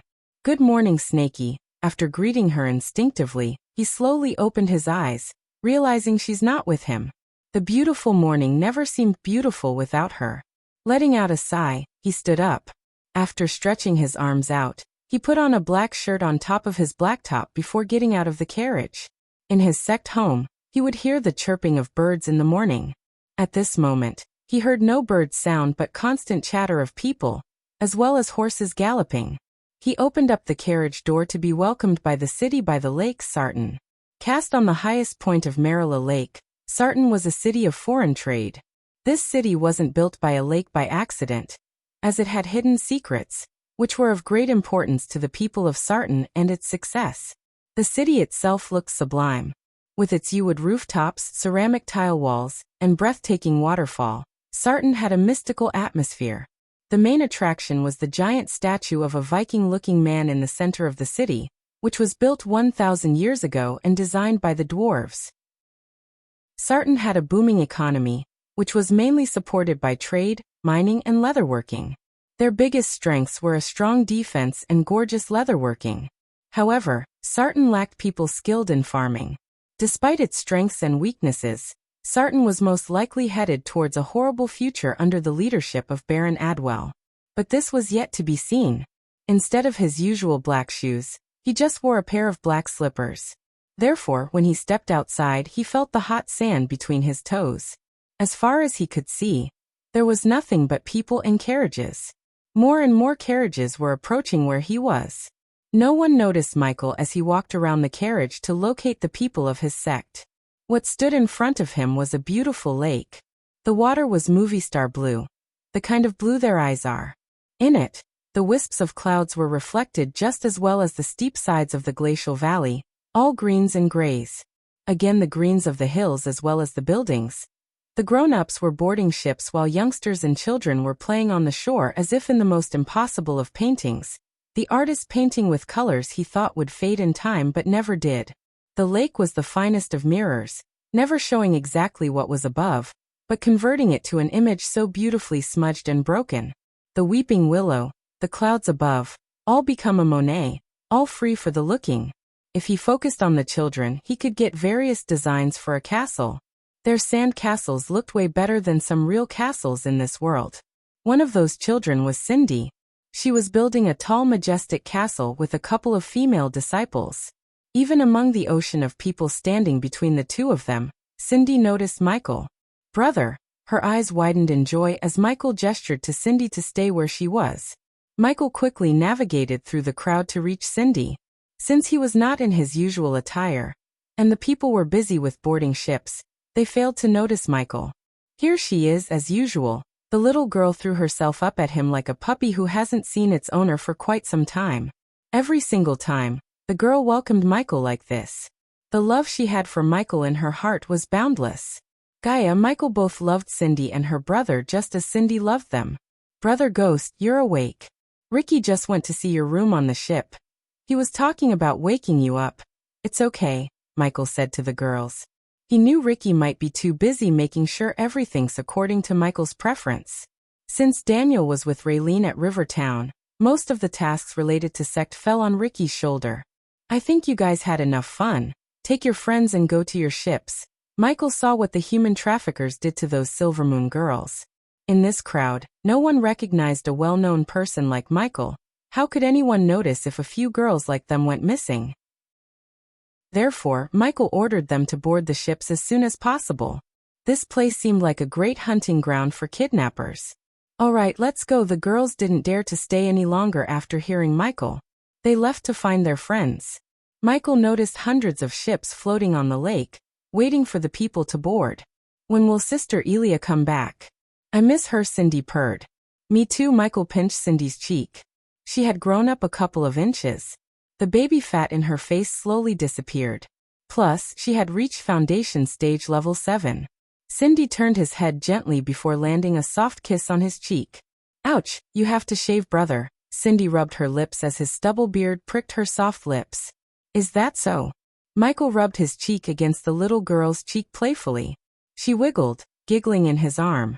While he was playing with Cindy, he felt someone tickling his shirt. He looked down to see a boy who seemed like 11 or 12 years old looking at him. The boy wore rather raggedy clothes with a flat cap on his head. This is for you. The boy handed out a piece of paper to Michael. What is it? Cindy looked at the boy. Then she looked at Michael. Michael took the paper from the boy's hand to read what was written on it. If you want to know who put a contract on your head, come to Mary's Flowers. After reading the words, he looked down to ask the boy who gave the note, but the boy had already disappeared into the crowd. Do you know where sect leader Claire is, Cindy? Yes, they are over there. Michael made his way through the crowd in the direction Cindy pointed. Behave yourselves. After a few minutes of walking, Michael finally saw Claire and Olivia overseeing the disciples boarding the ships. Teacher, look, Brother Ghost. One of the disciples pointed his hand at Michael as the two ladies turned back. Both of them couldn't help but raise their brows. Through his black tank top, they could see his perfect chiseled chest. The shirt's hands seemed like they were about to tear due to his bicep size. His usual attire used to hide his muscles, unlike what he was wearing at the moment. It was simple, yet even a simple dress like this made him look striking. Good morning, sect leader Claire. Olivia. How did you sleep last night? Olivia asked, like a baby. Cindy, stay with them. Michael put down Cindy. I have something to take care of. You guys go ahead. I'll join you later. Can someone else take care of it for you, teacher? You need to take as much rest as you can before the tournament. Yeah, what she said. Claire agreed with Olivia. It won't take too long. Don't worry. Michael quickly turned back, leaving the place. He wanted to know who put the contract on his head more than rest. If the Grim Reapers were anything like the dark underworld on Earth, they would send more assassins after him. The next time, the assassins would be stronger than the 4 he killed. To put a stop to this, Michael needed to kill the one who put the contract on his head in the first place. At least he hoped it would stop the Reapers. If you like this chapter, please comment, send Power Stones. If you really like this chapter and my novel, consider sending me gifts, as it would motivate me to put out more chapters.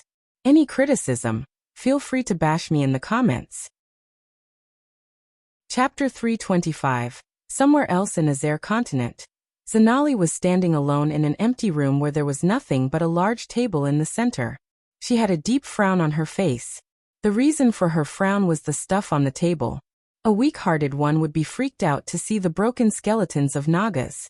Under the waist, the skeleton had the bone structure of a snake.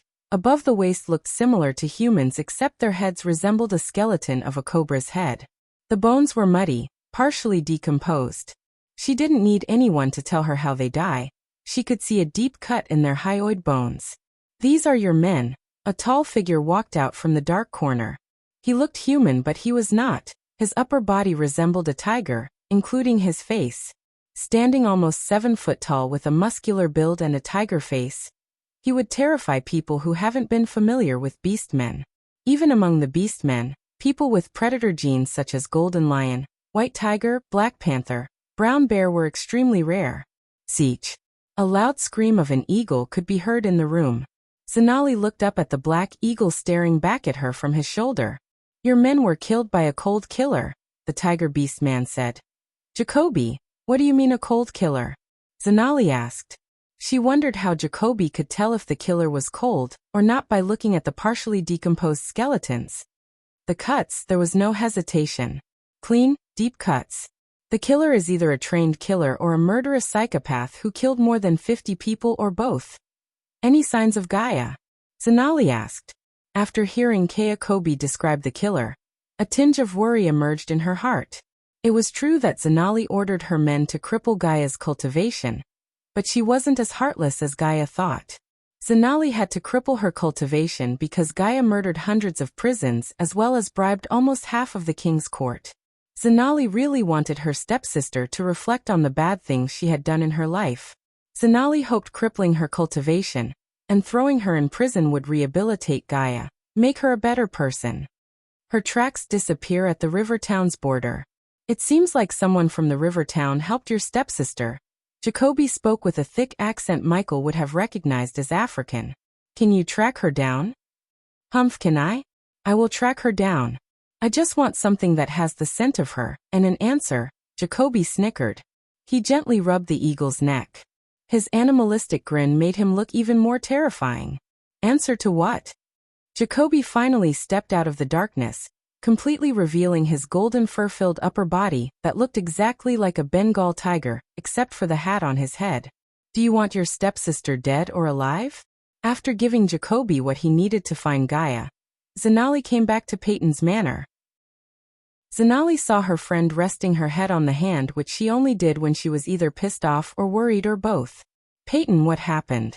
She sat beside Peyton. Nothing. Peyton waved her off. But behind her glasses, Zanali could see a sliver of anger. Don't give me that, Missy. Something happened with the Alpha Guardian? Before she went to meet with Jacoby, Zanali left Peyton at one of the Guardian Guild's safe houses where the Alpha Guardian was waiting for Peyton. Apparently, Peyton had some questions regarding how the Alpha Guardian handled the Lucifer situation. Although the Alpha Guardian put Peyton in charge of the operation, Zanali knew who led the Guardian to victory, Noah. Ever since Peyton chose Noah after Ghost rejected the offer, Noah had been climbing the ladderway faster than anyone ever did. In a short amount of time, he was promoted from being a trainee Guardian to a Guardian who had the privilege to train with the Alpha Guardian of Hunters, Isarl. Many Guardians would die to even meet an Alpha Guardian, yet Noah received the privilege of training with one. It went fine, Peyton said. She was trying to calm her anger in silence. Come on, Peyton, you owe me an explanation. Explanation? You want an explanation?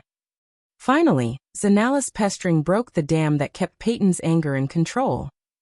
You want an explanation why the Guardians failed to apprehend Lucifer? You want an explanation why the Alpha Guardian is not sending her entire fleet searching for Lucifer?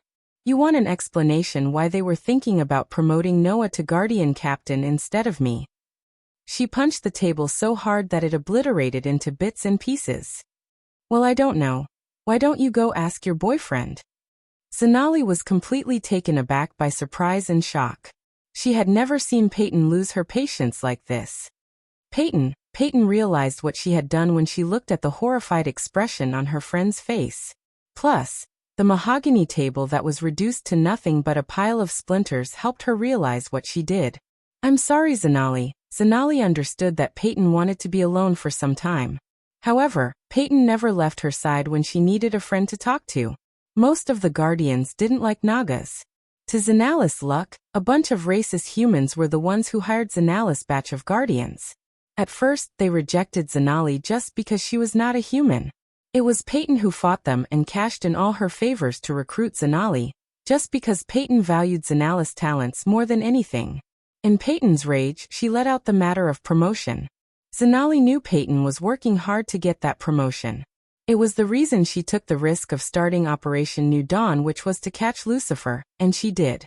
Although Noah also deserved to be promoted, Zanali knew it wasn't fair if Peyton got passed on that promotion because of Noah. Zanali was stuck in a dilemma. One side was her best friend, on the other side, the man who stole her heart. It was impossible for her to pick either of them over another. It wasn't my fault they couldn't catch Lucifer. Let me tell you something, Zanali. Something happened. I don't know what, but something happened. You were there. Did you remember anything before the blackout? No, after Michael teleported, the Silent Reaper sunk into the bottom of the sea. They remembered waking up on the Alpha Guardian's warship. Before Peyton lost her consciousness, she could swear she felt immense pressure coming from Noah. Plus, she saw something change in Noah. She couldn't put her fingers in what, but something changed. She told the Alpha Guardian about this, yet she just brushed it off instead of investigating. Peyton tried to convince the Alpha Guardian to continue the search for Lucifer. However, the Alpha Guardian didn't seem like she's going to let anyone look for the Dark Lord. Why aren't we hitting the kingdom searching for the Dark Lord? Are they waiting for him to become stronger? Peyton asked. At least they should have retrieved that evil ship from the sea to find any clues. You know they have to do a closed casket funeral for Gina. Peyton couldn't finish off her sentence. She blamed herself for Gina's death. If it wasn't for Peyton to pluck her out of the trainees to put up with the Silvermoon girls, she wouldn't have ended up in the Dark Lord's ship. Because of her, Gina was murdered by Lucifer brutally, yet the Alpha Guardian refused to continue the search for Lucifer. It's like the Alpha Guardian want to nurture Noah more than catching Lucifer, who murdered one of our own. Are you questioning the Alpha Guardian, Peyton? Peyton walked towards the window. For a few moments, she just stared at the pond outside in silence. I don't know. Zanala's heart skipped a beat.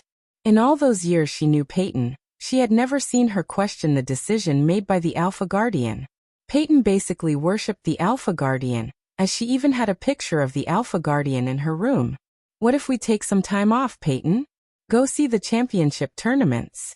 ITLL, take your mind off from all these works. Just like Peyton, Zanali too needed a break, especially after knowing her sister might be with a killer. Since no guardians were allowed to participate in the tournament, she wasn't going to the tournament, but now it seemed like a good thing as it might relax both of their minds. Whatever, Peyton just shrugged. She wasn't interested in tournaments like many people.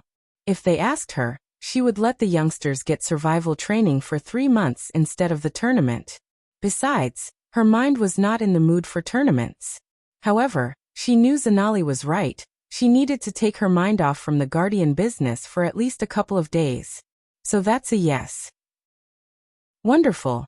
Oh, go take care of free things before we leave. Zanali clapped her hands together in joy. After Zanali left the room, Peyton was staring at the distant sky. She could feel her belief in the Guardian Guild had been shaken. How could they think Noah is better than me? I recruited him. Not the other way around, she talked to herself. Without even she herself knew, the fire of anger towards Noah had been lit in her heart at this exact moment. If you like this chapter, please comment, send power stones. If you really like this chapter and my novel, consider sending me gifts as it would motivate me to put out more chapters. Any criticism, feel free to bash me in the comments. Chapter 326. Just like any cities he had been to, Sarton also looked medievalish. Since Sarton's main income was trading, the gray stone road was filled with merchant carriages. Michael walked alongside the road through the crowd. The air smelled different, like a perfume mixed with the lake air. Apples only 3 gold coins. We have the freshest seafood, just caught. Royal Times, who killed Minister Bagru. An investigative piece inside. Ships to Royal Land can be hired here. We have nice discounts. From either side of the road, vendors called out for people. Several street urchins were standing up on a stack of crates and waving the Royal Times newspaper at the crowd. Michael came in front of a seafood stall where he saw blue-color lobsters, tiny crabs, and fishes laid on baskets. They all looked fresh, even smelled good. Excuse, the vendor who was sprinkling water onto the fishes greeted Michael with a wide grin. Can you tell me where Mary's flower shop is? The vendor's smile dimmed out. Realizing Michael was not here to buy, the vendor was disappointed, yet he didn't dare to show his disappointment through any words. Although Michael was wearing normal clothes, the vendor could tell he was a cultivator. Over the years, he had seen people getting killed by the cultivators for simple reasons. Therefore, when Michael asked for direction, he just gave it to him. Go straight and take a left. Thank you, Michael nodded with a smile before leaving. Among all the stalls, he picked up the seafood vendor subconsciously. When he was traveling with Gaia, she always dragged him to the stalls that sell food or anything related to food. It took him a few seconds to realize why he chose the seafood stall. Remembering the times he had to drag her away from the food stalls by force, he smiled. He walked in the direction the vendor showed him. The air started to smell different. He could taste the sweetness in the air. The smell of roses was overwhelming. The moment he turned left towards a small alley, he located Mary's Flowers. He didn't even need to read the name board. The fresh, colorful flowers in front of the shop were enough. Mary's Flower was not a street stall. It was a glass building that looked elegant both outside and inside. The building was almost 3 meters away from the pavement. The 3-meter space between the pavement and the shop was crammed with flower vases. They had barely enough space to walk to the glass door without grazing the flowers. In addition to the flowers from the earth such as blood red roses, pink lotuses, blue dahlias as well as golden orchids, there were several flowers that solely belonged to this world. For instance, one of the vases had dark gray 3-petal flowers. His mind was not, however, in the mood to enjoy their beauty. He wanted to know who put the contract on his head, so he could put an end to this threat. "Welcome to Mary's Flower, young lord." The door opened with a ding sound as Michael was welcomed by a young girl in her early teens. She was neither too tall nor too short. With perfect petite structure, she put her brown hair into a bun. A blue lily was sticking out of her bun. "Send him in." As Michael was walking towards the counter, a voice sounded out of nowhere. "This way, young lord." The girl's smile disappeared from her face. She now looked rather stoic. She left the counter. Michael followed her to one of the glass racks filled with rose bouquets. Sliding the glass door, the girl pulled the bouquet in the center. Crack. Just a few seconds after the girl pulled the bouquet, he heard a cracking sound. Then the glass rack before him moved slightly towards the right, leaving just enough space for one to fit in. Through the space, Michael was able to see a table and a chair in the chandelier light. "Lord Information is waiting for you inside." The girl gestured at Michael to step forward. Without wasting a time, Michael entered the room behind the glass rack through the space. Crack. He heard another cracking sound as the secret door made of glass racks slowly closed behind. Michael took each step forward with caution. "Lord Ghost." A figure greeted them sitting behind the mahogany table. Silver, shoulder-length hair hung over a full, charming face. Hollow brown eyes set concealed within their sockets watched Michael from top to bottom with a hint of surprise, probably due to Michael's normal attire. The glimmering smooth shiny skin perfectly complemented his almost perfect jaw structure. Michael couldn't help staring at the man's pointy ears. An elf. This was the first time Michael had seen an elf in real life. The elf looked exactly as the movies portrayed them except for the sweet scent they radiated. There was something wonderful about him. Perhaps it was his friendly demeanor, or perhaps the beautiful smile on the elf's face. Nonetheless, Michael didn't feel any vibe of hostility from Lord Information obviously. Just like Michael, the elf didn't want the others to know his real name. Hence he called himself Lord Information. "Take a seat." Lord Information lifted his arm slightly towards the chair as Michael seated himself. The elf's gesture was neither too polite nor too rude. The elf was writing something on a parchment. "You sent this." Michael placed the piece of paper the boy gave him on the table. "Words are mine." Lord Information leaned back on his chair, finally closing the parchment he was writing on. His brown eyes stared at Michael. "What's it gonna cost?" The elf's name was a dead giveaway of what he sells. Knowledge was wealth, and the elf was dealing in information. So he knew the information he wanted wouldn't be free. "Lord Ghost, you probably know the business I'm in. It's safe to say nothing happens in this continent without me knowing. A piece of information that seems irrelevant to someone might be relevant to another one. With the right circumstance, one will pay anything for the information I provide." He emphasized the word anything. What he said was true though. Nothing was more valuable to him than his own life. Michael was willing to pay any price. Take you for example. What you know is someone put a contract on your head for 500,000 gold coins. Since you're here, that means you killed the 4 core strengthening stage reapers sent after you by the guild. Michael was genuinely surprised. Not only the elf knew about their cultivation stage, but he also knew how many reapers were sent after him. Unfortunately for you, next time, stronger reapers will come after you. If they can't kill you, more will come. The Grim Reapers will keep sending reapers after you until you're dead in the ground, as Michael feared. The Grim Reapers would send Reapers after him until he died. Even with the system, defeating anyone above the core strengthening stage was impossible. The only viable option seemed to be running away. However, he had too much going on here for him to drop everything and run. The elf let out a fox-like smile. Unless you kill the one who put the contract on your head. No paymaster, no contract. And you have that information. That's why you're here. Under normal circumstances, the price will be 5 times the bounty on your head. The elf tapped the table in a rhythm. I'm afraid this is not one. The price for this information aren't gold coins. The price is a favor from you. Favor? Michael was surprised, yet he also sighed. I knew this won't be that easy, he said to himself. If he had to pay 5 million gold coins, he could have easily paid to buy the information. However, the elf seemed to have a different idea in his mind. One of my elite clients has provided the information you need. Rest assured, it's completely accurate. The one provided this information isn't interested in gold coins. They want me to do them a favor. No questions asked, I presume. Lord Information nodded. If it's within my power, I'll give what they want. Wonderful.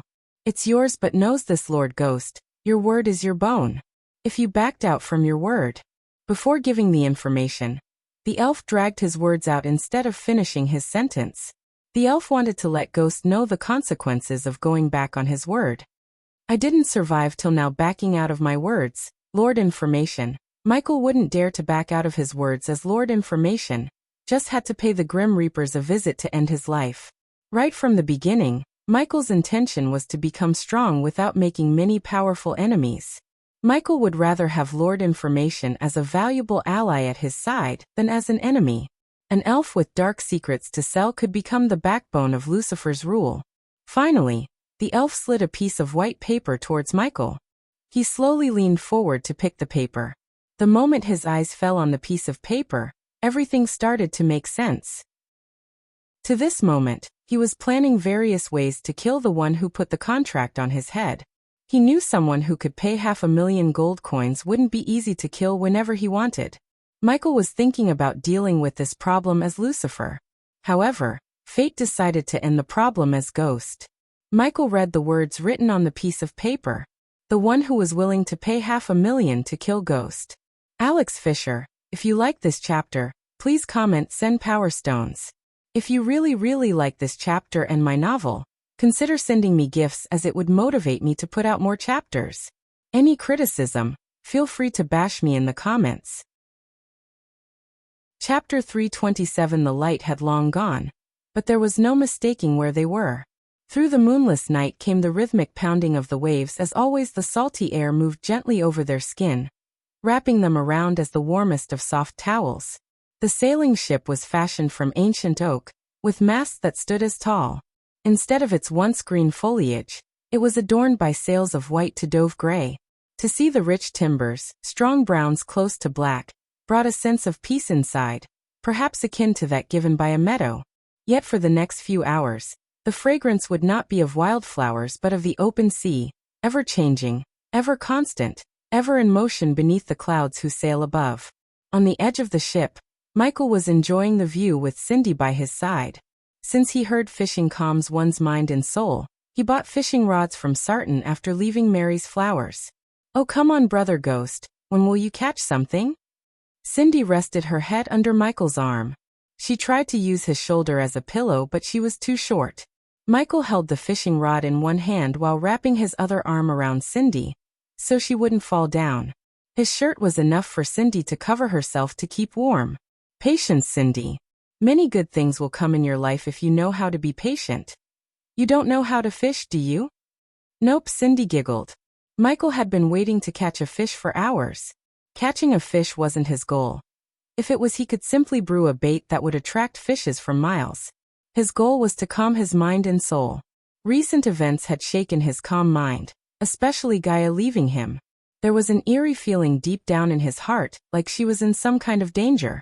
His mind was telling him to let her do this alone while his heart was telling him to help her. He always went with his mind instead of his heart. Hey, you two, Olivia's voice sounded from behind. She bent her waist, leaning on the edge beside Cindy. So Cindy, your brother managed to catch something? Patience, Sister Olivia. Many good things will come in your life if you know how to be patient, Condi said with a serious voice. For a second, Olivia was stunned. Look at that. Words of wisdom from a little lady. Olivia ruffled Cindy's head before giving a loving kiss to her on the cheek. Whoa. Suddenly Michael felt his bait being bitten by something. You caught it, brother caught a fish. Yay. Michael had to tighten his grip around Cindy to keep her from falling down in excitement. Hold her, Olivia. Michael let Olivia hold Cindy for a while as he started to slowly reel the fish in. I wonder what kind of fish it'll be. Oh my God. Please be orange tuna, just like Cindy. Olivia also started to bounce up and down, clapping her hands in excitement. Let us go pick up a bucket. Wiggling in Olivia's arms, Cindy shouted excitedly. The scene caused many of the crew and disciples to come to watch Michael. Fortunately, it was not a big crowd as many of them went to sleep in their quarters below deck. Who likes campfire fish, boys? Michael stood up on the ledge. What's going on? Why aren't you people sleeping? Claire walked out from the below deck to see a little commotion on the upper deck. She saw Ghost was standing on the edge, eagerly reeling the fishing rod. Why aren't you in your bed? Claire put her hands on her waist, shouting at Michael like a mad mother. For God's sake, you have a tournament in 13 hours, the others made way for Claire. She came frowning, but when she saw how hard Michael was trying to reel the rod, she was stunned. Of course, she knew he wasn't using any arch energy. That might be a big fish. Let me help you. With a swift jump, she comfortably landed on the edge beside Michael. So nice of you to join the fun, sect leader Claire. You know what, this is nice. She joined in by holding the fishing rod with Michael. Where's Nightmare? I haven't seen him since morning. He said he's seasick and going for a fly. Can dragons even get seasickness? Michael questioned. Beats me. Michael could contact Nightmare through his earpiece, but he wanted Nightmare to have some alone time. Just like Michael, Nightmare also missed Gaia. Life was boring for him without Gaia to fight. Let's take this bastard home. Michael had enough with the fish. After Claire nodded, they used their full strength to pull the fishing rod up against the fighting fish.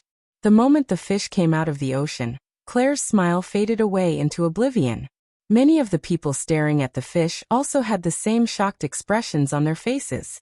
It's a black tuna, a giant 3-meter tuna fish that was charcoal black, wiggling frantically at the end of the line. There wasn't a single inch on its body that wasn't black.